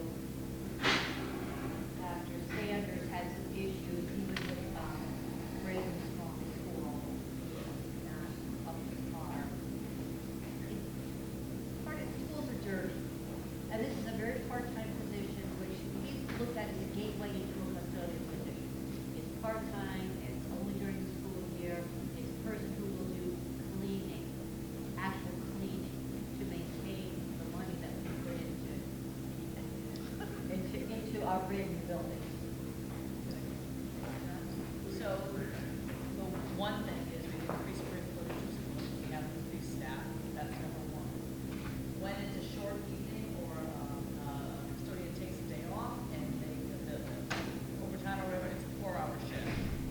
I can say Holmes Elementary School has 25 restrooms in that building.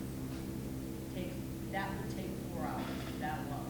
So just to do the math, 4 hours in a time at home. That's not even as big as some of our others.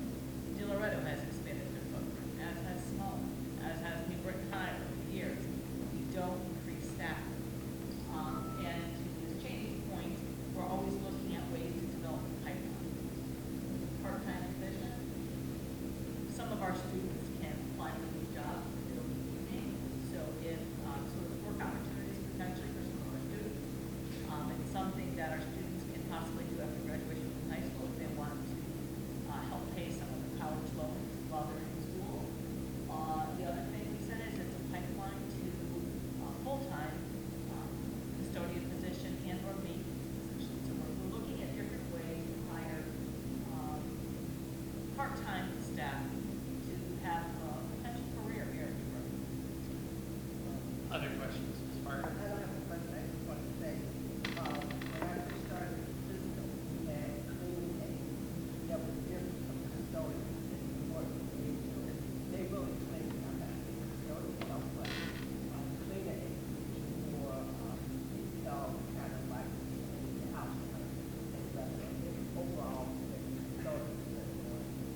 are they going to hire more than one? Is this more than one? Or At this time, I believe Mr. Kate is six. We're talking around 4 right now. You have to remember too, we do have limited funds, so, this came up, I have to find one. But it's more of a, let's try probably hire up to 4 or so, start the thing, see how it works out. It's just something to attempt to try to, it's inexpensive. These people, these individuals we hired, they may have the capabilities to become custodians. At the same time, they can become sub-custodians and summer custodians during the summertime. So it's a temporary position, part-time position during the school year. And during the summer, we always hire people on in the summer anyway, as summertime help. So it's something that they can involve in. And there may be some of them that can actually become custodians when the time comes. Question for Mr. Kane. Yes. I see this as a new, this is not a new position request, this is a new job description. Are our part-time positions funded and hired out of a separate pool than position control, or would we see position? They're not really, yeah, so the part-time, we have sub-custodians, and then sub-custodians are actually, it's almost like extra earnings, so they're not really, it's not really an FTE, there's a dollar amount that's stuck out there, sub-custodians, and we try to keep the maintenance, under Ray Moore, he has X thousand of dollars for sub-custodians, and that's what we sort of budget for the summertime and also for the school year. This is in addition to that. So would these then be hired out of that, like paid out of that fund? Or would we, as a board, see new position requests? I don't think you're gonna see new position requests. I don't really look at the sub-custodians. You know, is it gonna be a new FTE that we're hiring somebody? We're gonna be hiring somebody. Does it need to go in front of the board? The sub-custodians don't go in front of the board when we do that. I don't believe that's part of the board package on the HR. It's really what the board wants. You want the clean aids to go forward. Right now, it's more of it's really just a program we're trying to start and see. It may stay, it may be expanded. I think one thing we see in New Britain is, we do have a lack of funding. So, I know 15, 20 years ago, my understanding, all schools, there were a lot of cleaning aids. We're not to that level. So when I came here 7 years ago, we had people say, 20 years ago we had cleaning aids. Well, 20 years ago we were 59th in the state for pupil expenditures. Today we're 168. So, time out. Whatever happened 20 years ago, that's fantastic. We're not going back to 20 years. We're trying to see if we can, increase our coverage, but it's not going to go back to 20 years ago. Yes. So the schools that will have cleaning aids, do they also have a custodian at night? Yes. So yeah, there will be. So I think what the superintendent is saying, we're, I believe we talked about 4. Maybe it gets expanded more, but there's going to be the schools that we see that maybe there's extra space that was added. It could be a smaller, which we had a larger building with the same custodians. It could be the schools like Holmes. I do recall there was one school that had more bathroom facilities than other schools, and there's a need there. The whole point is, the cleaning aides are going to help clean the schools. You can't take cleaning aides and say you got 26 bathrooms tonight to clean in 3.5 hours. I mean, so the custodians are still going to do custodian work, and they're going to have to work with these individuals to clean the buildings. But they need to still be active custodians working, and the cleaning aides will also support them. I was thinking, support the position, but I think overall, evaluate the higher people's system. We talk about increasing square footage, but at the same time, there's products and equipment out there that increase efficiencies. So, for a cost of a salary or two or benefits, we might be looking at purchasing equipment that makes jobs easier, that gives people more time to have access, so we don't have to continue to hire union positions that are, costly with the benefit packages and so on and so forth. But just an overhaul and probably a note to look at the overall maintenance system that we have in place, what products and equipment are available to make those efficiencies maybe come to fruition. Thank you. Other board members? Just one more. Yeah. Go ahead. If we plan to hire high school students, doesn't this disqualify them? It says they need their high school diploma. Correct. So as it currently says, it says high school diploma or passed the GED and received a high school So it'll have to diploma. be after they're done with high school. A revision can be made. We're always looking for opportunities for our students. I was about to say, if you are interested, you could say high school diploma or passed the GED and received a high school diploma preferred. Right. Or could you, is it discrimination if you do like a GPA? Yeah. Potentially. Yeah. Because it would just, if you didn't graduate high school yet, you must at least have a GPA of X. So we're not adding to your burden of trying to get your education requirements and making money for your family, so. But yeah, there's a limit on how late they can work, right? Yeah. Well, this was So perfect. this is 4 to 8. Yeah, I was about to say, the hours of employment would fall within that. Yeah. Unless they've lowered it drastically. I don't know. Is there an interest among the board for someone to make that amendment? To add a preferred, or? Yes, I think a preferred. Okay, there's a motion to amend the education to say high school diploma or passed the GED and received a high school diploma preferred. Is there a second on that amendment? Second. Discussion of the amendment? Ms. Cheney? I get that the intent is to have students. But it's not But just what the intent. what if you have a 24-year-old who has neither one? He has neither one, but has been doing it his entire life. He would be excluded from the job. Right? Because if he has to have his high school diploma or his GED, but he's been doing it for, What is the purpose of somebody having that education in order to clean? because you're working for a school district, so your education is important. It's not a correlation. It doesn't. I mean, I get that. But Yeah, everybody I mean, we have to think of what the purpose of that job requirement is usually. Cleaners or you It's don't. usually because you need to have some specialized knowledge, right? So to me, to clean, you don't need specialized knowledge, you know, that requires academics. It'd be nice, but you can show that you can do that without having a high school diploma. I just don't want to. I think there's a difference between, like, you know, we think it'd be nice if they did, you know, they go through background checks, they go through whatever because they're going to work in a school, and that's one thing, right? We care about safety of children and things like that versus sort of adding random, you know. I think it's bad enough that, like, there's so many jobs that you need a bachelor's and a master's, and then they're like, and it's $20 an hour, you know, like. Right. I mean, So the motion currently before the board is to amend it to be preferred rather than required. So any further discussion on that motion? All those in favor of the amendment, please signify by saying aye. Aye. Opposed? Further discussion?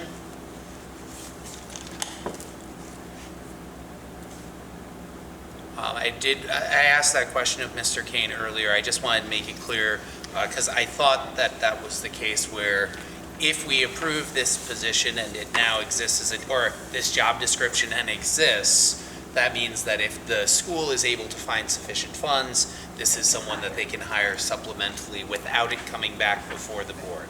So I want that to just be clear to the board members before we approve this, this job description. Any other discussion? Just a Ms. quick Conley? question, when it comes to funding, it's coming from their local, the local school? No, right now, there's a problem. So, the whole point is to kind of find funding for the local budget. So it's not going to come from the school budget. I think right now, it's the determination side, you get Jefferson, all too small, this thing. We have funds, they don't have funds. The funds would be district-wide. We would have to, right now, it would be district-wide from central office that we're going to hire 4 people, program, we will decide based on the needs. So if I can summarize, Mr. Kay, if I can summarize, and you can tell me if I heard you correctly, this is something where if these positions were to be hired at this time, it'd be through, it'd be something centrally, and then the district would determine on a district-wide basis where they're assigned. Any other questions? All those in favor, please signify by saying aye. Aye. Opposed? Motion carries as amended. Next up is item 6G. Motion to review revision to custodian 1 job description. Revision. Motion made by Ms. Cheney, seconded by Ms. Rodriguez. Discussion? Ms. Conley? Do we have the old job description? I think that it was crossed out to show. If you Or is it just the underlining? I think maybe? it's just the underlining. Okay. There was, and bold. So bold is the new. Bold is new, underline. yeah, underline is the old. There's a few changes.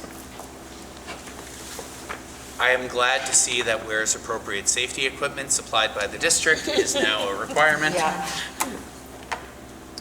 And submit electronic work orders because Mr. Burnett says they're trying to work everything over to the electronic work orders. And I want to I say show check daddy. email daily. Job daddy. Job dude. No, school dude, no. School dude? No. Whatever. Any questions or comments from the board?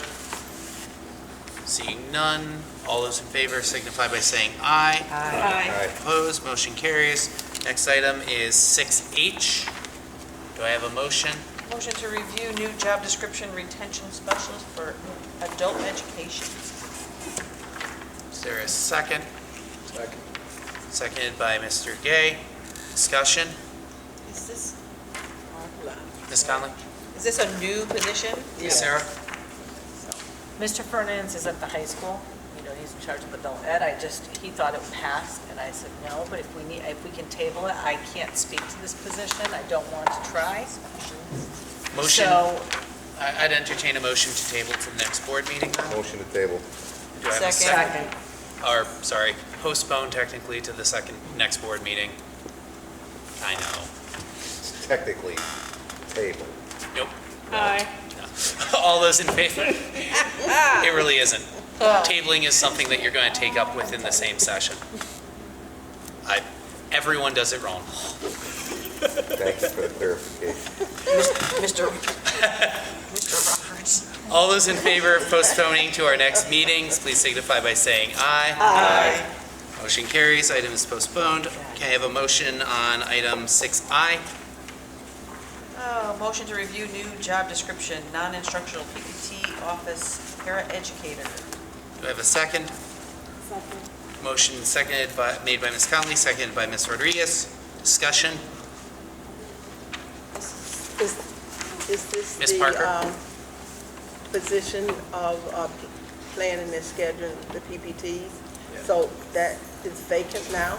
Is that what's happening? Mr. Spalding, could you come up and please speak to this? Ms. Fernandez.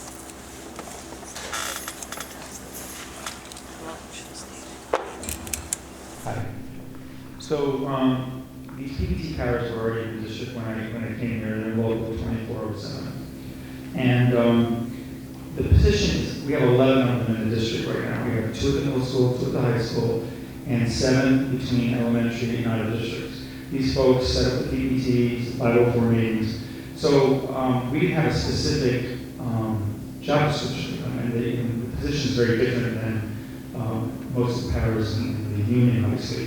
So this just reflects the job that they do, that's all.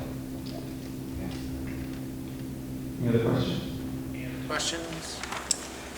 Okay, seeing none, all those in favor signify by saying aye. Aye. Opposed? Motion carries. Can I have a motion on item 6J? Motion to approve new position request for 1 FTE licensed practical nurse. Second. Motion made by Ms. Conley, seconded by Ms. Cheney. Any questions or discussion? Is it related to Ms. Maddie? Ms. Cheney? Sorry. Ms. Maddie? Or Ms. Conley asked if this is related to a specific student or need.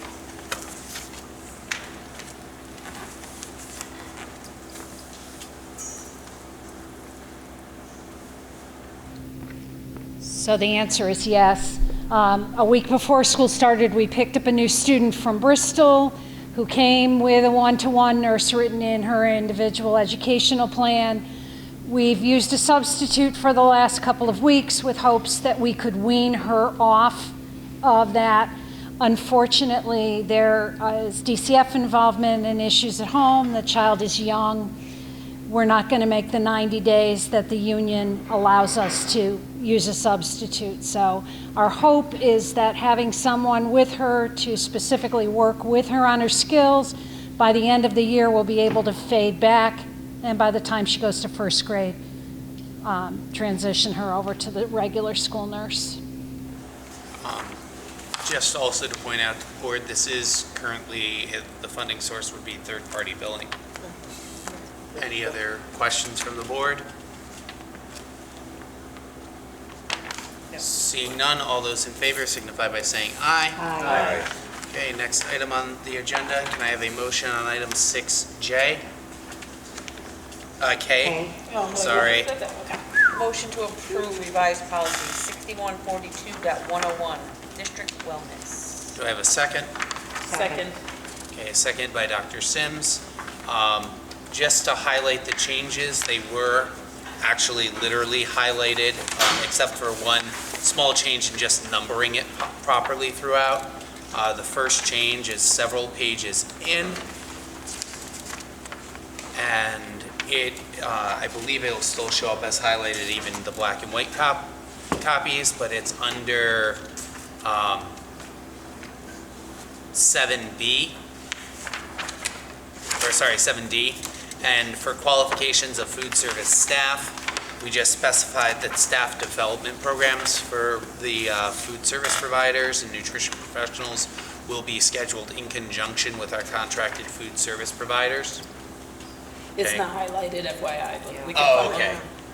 Yeah. It's in the middle of the paragraph. Yeah, no, I know that, but he was saying that it should be on the black and white, but I'm just letting you know that it's not. Yeah, no, it's extremely faint, so sorry. That's okay. That's the first one, on 7D. 7D. The next change is on 7I, the bottom of the next page, under foods brought into school. We are striking, the district shall develop guidelines to help ensure that food brought from home to be shared with other students is appropriate. We're striking that because we've moved to a policy where we are not bringing in food, like food is not being brought in from home to be shared. There are just too many concerns with allergies and nutrition requirements for that to be something that's feasible. And we also added in language, because we are looking as much as possible that through Whitson's providing healthy snacks to our students. So classroom snacks that are provided by the district shall feature healthy choices that meet the state requirements. It's not guaranteed, we specifically chose the word that are provided by the district because it said anything that we do provide is going to meet the healthy guidelines, but it's not saying that we are obligated to provide. The next change is right on the next page under J, and the added language is that last sentence, food shall not be brought in from home to be shared with other students. And also, the language that was already there is we actively discourage students from sharing food between classmates just because you never know what allergy or dietary concerns there might be. The child goes to share a granola bar with a student who has a nut allergy, and suddenly we're dealing with anaphylaxis. And I believe that is all the changes that are being proposed at the time. I have a couple of questions. Yes, Ms. Parker? So one is no birthday party, no cupcakes? Yes. Okay. And the other one is, I know that we used to have, if there was food from breakfast, that, so the kids could have another snack, if you had a refrigerator, the kids, does that mean they don't do that anymore either? That hasn't been changed in this policy. Okay. There's nothing in the policy that prevents us from doing that. It's the healthy school snack, so it's okay. It's from the school, yeah. Right, yeah. it's from the school, Okay. so we know it's bedded. Yeah, because the kids were always hungry and it's never. Yeah, Ms. Sarah? So just for, because there was confusion among the staff around this, and we clarified with an email to state that during the breakfast, and again, so we have to look at what the federal guidelines are. So we defined during the breakfast window, the students can keep their food. We just said during the window. We didn't say what a window was. The window could be 8 to 5, 9, you know. So during that window, no food shall be thrown away. Okay, good, thank you. Glad to hear that. There was some concern. Well, I even emailed the doctor, I go, wait a minute, it says breakfast. She's like, breakfast, I won't say. Okay. Because we typically put policies up through 2 readings, I'll entertain a motion to postpone this to our next meeting. Motion to postpone. Second. Okay, all those in favor of postponing, please signify by saying aye. Aye. Okay. Our next 2 items are personnel matters and reviewing the superintendent's evaluation. So, for those 2 items, we are going to go into executive session with the board. I believe it'll also be with Superintendent Sarah. Do we need anyone else for item L? Mr. Kane. Mr. Kane. I have a question. Yes. Mr. Fernandez is here. Can we go back real quick to his? We cannot. We can't.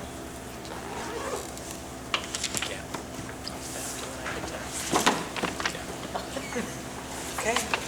You can't make a motion to open the Okay. Next time. So motion to go to an executive session? Yeah, I will entertain a motion to go into executive session with Superintendent Sarah and Mr. Kane. Motion. Second. All those in favor signify by saying aye. Aye. We are in executive session. Okay, we are back in session. I'd like to entertain a motion to approve a contract and purchase order between the Board of Education and National Executive Services Corps in the amount of $16,000 for a organizational needs assessment. Do I have a motion? Motion. Do I have a second? Second. Motion is made by Ms. Conley, seconded by Mr. Sanders. Discussion of the motion. All those in favor, please signify by saying aye. Aye. Okay, I would like to make a motion to reconsider our motion to postpone item 6H. I had a conversation with Mr. Fernandez about it. I think I can speak clearly to it, and I felt bad that he came all the way back here and had already moved on. So motion to reconsider. Motion to reconsider. Second. Okay, all those in favor of the motion to reconsider signify by saying aye. Aye. Motion carries. All those opposed? Okay, there's no opposition grumbles. Motion carries. And I entertain a motion to approve the job description for an adult education retention specialist. Motion. Second. Motion made by Ms. Conley, seconded by Ms. Cheney. Just to speak to this, I spoke with Mr. Fernandez. This is Ready. the credit diploma program through adult education has very stringent requirements as far as attendance. Students are not allowed to be more than 10 minutes late to a class. If they miss more than a certain number of classes, they're dropped from it, and it's very, very costly. This is someone who's going to work very directly at maintaining assessments. It's very similar to almost an adult ed version of our family school liaisons, who are going to work very specifically identifying and working with students. This is similar to a job that had previously been done at almost a rate of about $70 an hour, and this is a much more manageable rate, and the hours are a bit more flexible. It's up to 8 hours a week. It can be flexed to the needs of the position, and so that's why it was being brought forward. Any questions? What was the funding source? Adult education. Adult education grant. So they're gonna hire someone, or they have someone in mind? They're going to hire someone. There is someone who's familiar with the district who may apply for the position, but it's going to be an open position. So this is in addition to the staff he has today? This is additional staff, but there will be savings because, there's someone who's no longer doing this type of job. I believe they no longer are working for the district. Okay. So the staff that they have is just part-time staff? Yeah, right. And this is going to be someone, because the attendance really drops off, especially it's 10 weeks. And especially in the wintertime, because people have a hard time getting there for one thing. So there are a lot of reasons, but I think also if there was someone who was kind of talking to and encouraging and kind of in a position where if they're having a problem, they can make some suggestion or put them in contact with someone who can help them, because sometimes the job is babysitting, it's not having transportation. So if they can hook up two people that live near each other and get them to carpool or something like that. So I'm hoping that they're going to be willing to do. And I think in those situations too, it would be better if it was someone who nudist population. Yes. And maybe even be from New Britain, know the different agencies and. I agree with that. Yeah. I believe that's what's envisioned for the position as well, and it actually states frequent travel within the city because it's envisioned that this person will be making home visits and trying to facilitate those connections as well. Any other questions or discussion?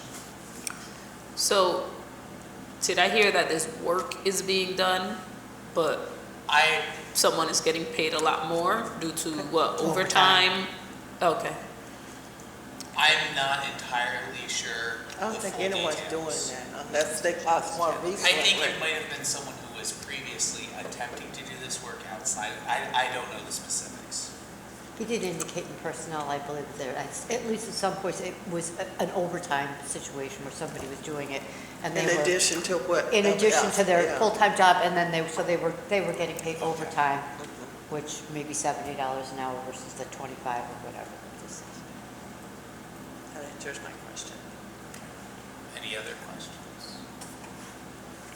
Okay, all those in favor signify by saying aye. Aye. Opposed? Motion carries. I'll entertain a motion to adjourn. So moved. We are adjourned, 9:36. Thank you. Oh, We didn't vote on the adjournment. Null and void I the did- motion. yeah, I we did not vote on the adjournment. No. So, You can't technically adjourn, only I can. well, I can't Jim do it too? No? No? No. Okay. No. Okay, yes, I'm sorry. Motion to add an item to Power the of agenda regarding a outside contracted service for construction, for project manager. Motion. Second. Okay, all those in favor of adding an item to the agenda signify by saying aye. Aye. Okay, I would like to move that we authorize Kevin Kane to contract with an outside project manager at a rate not to exceed $115 per hour plus mileage to assess our needs for a project manager for several open projects and to report back to the board next month with an update. Second. Motion, second. Second? Okay. Yeah, I actually made a motion for a Okay. change, sorry. Discussion. Stanley? No. Yep. Anyone else? Okay. All those in favor signify by saying aye. Aye. Opposed? Motion carries. Just stuck in my glass. Now I will entertain a motion to adjourn. Motion to adjourn. Second. All in favor? Aye. We are adjourned 9:00. Aye.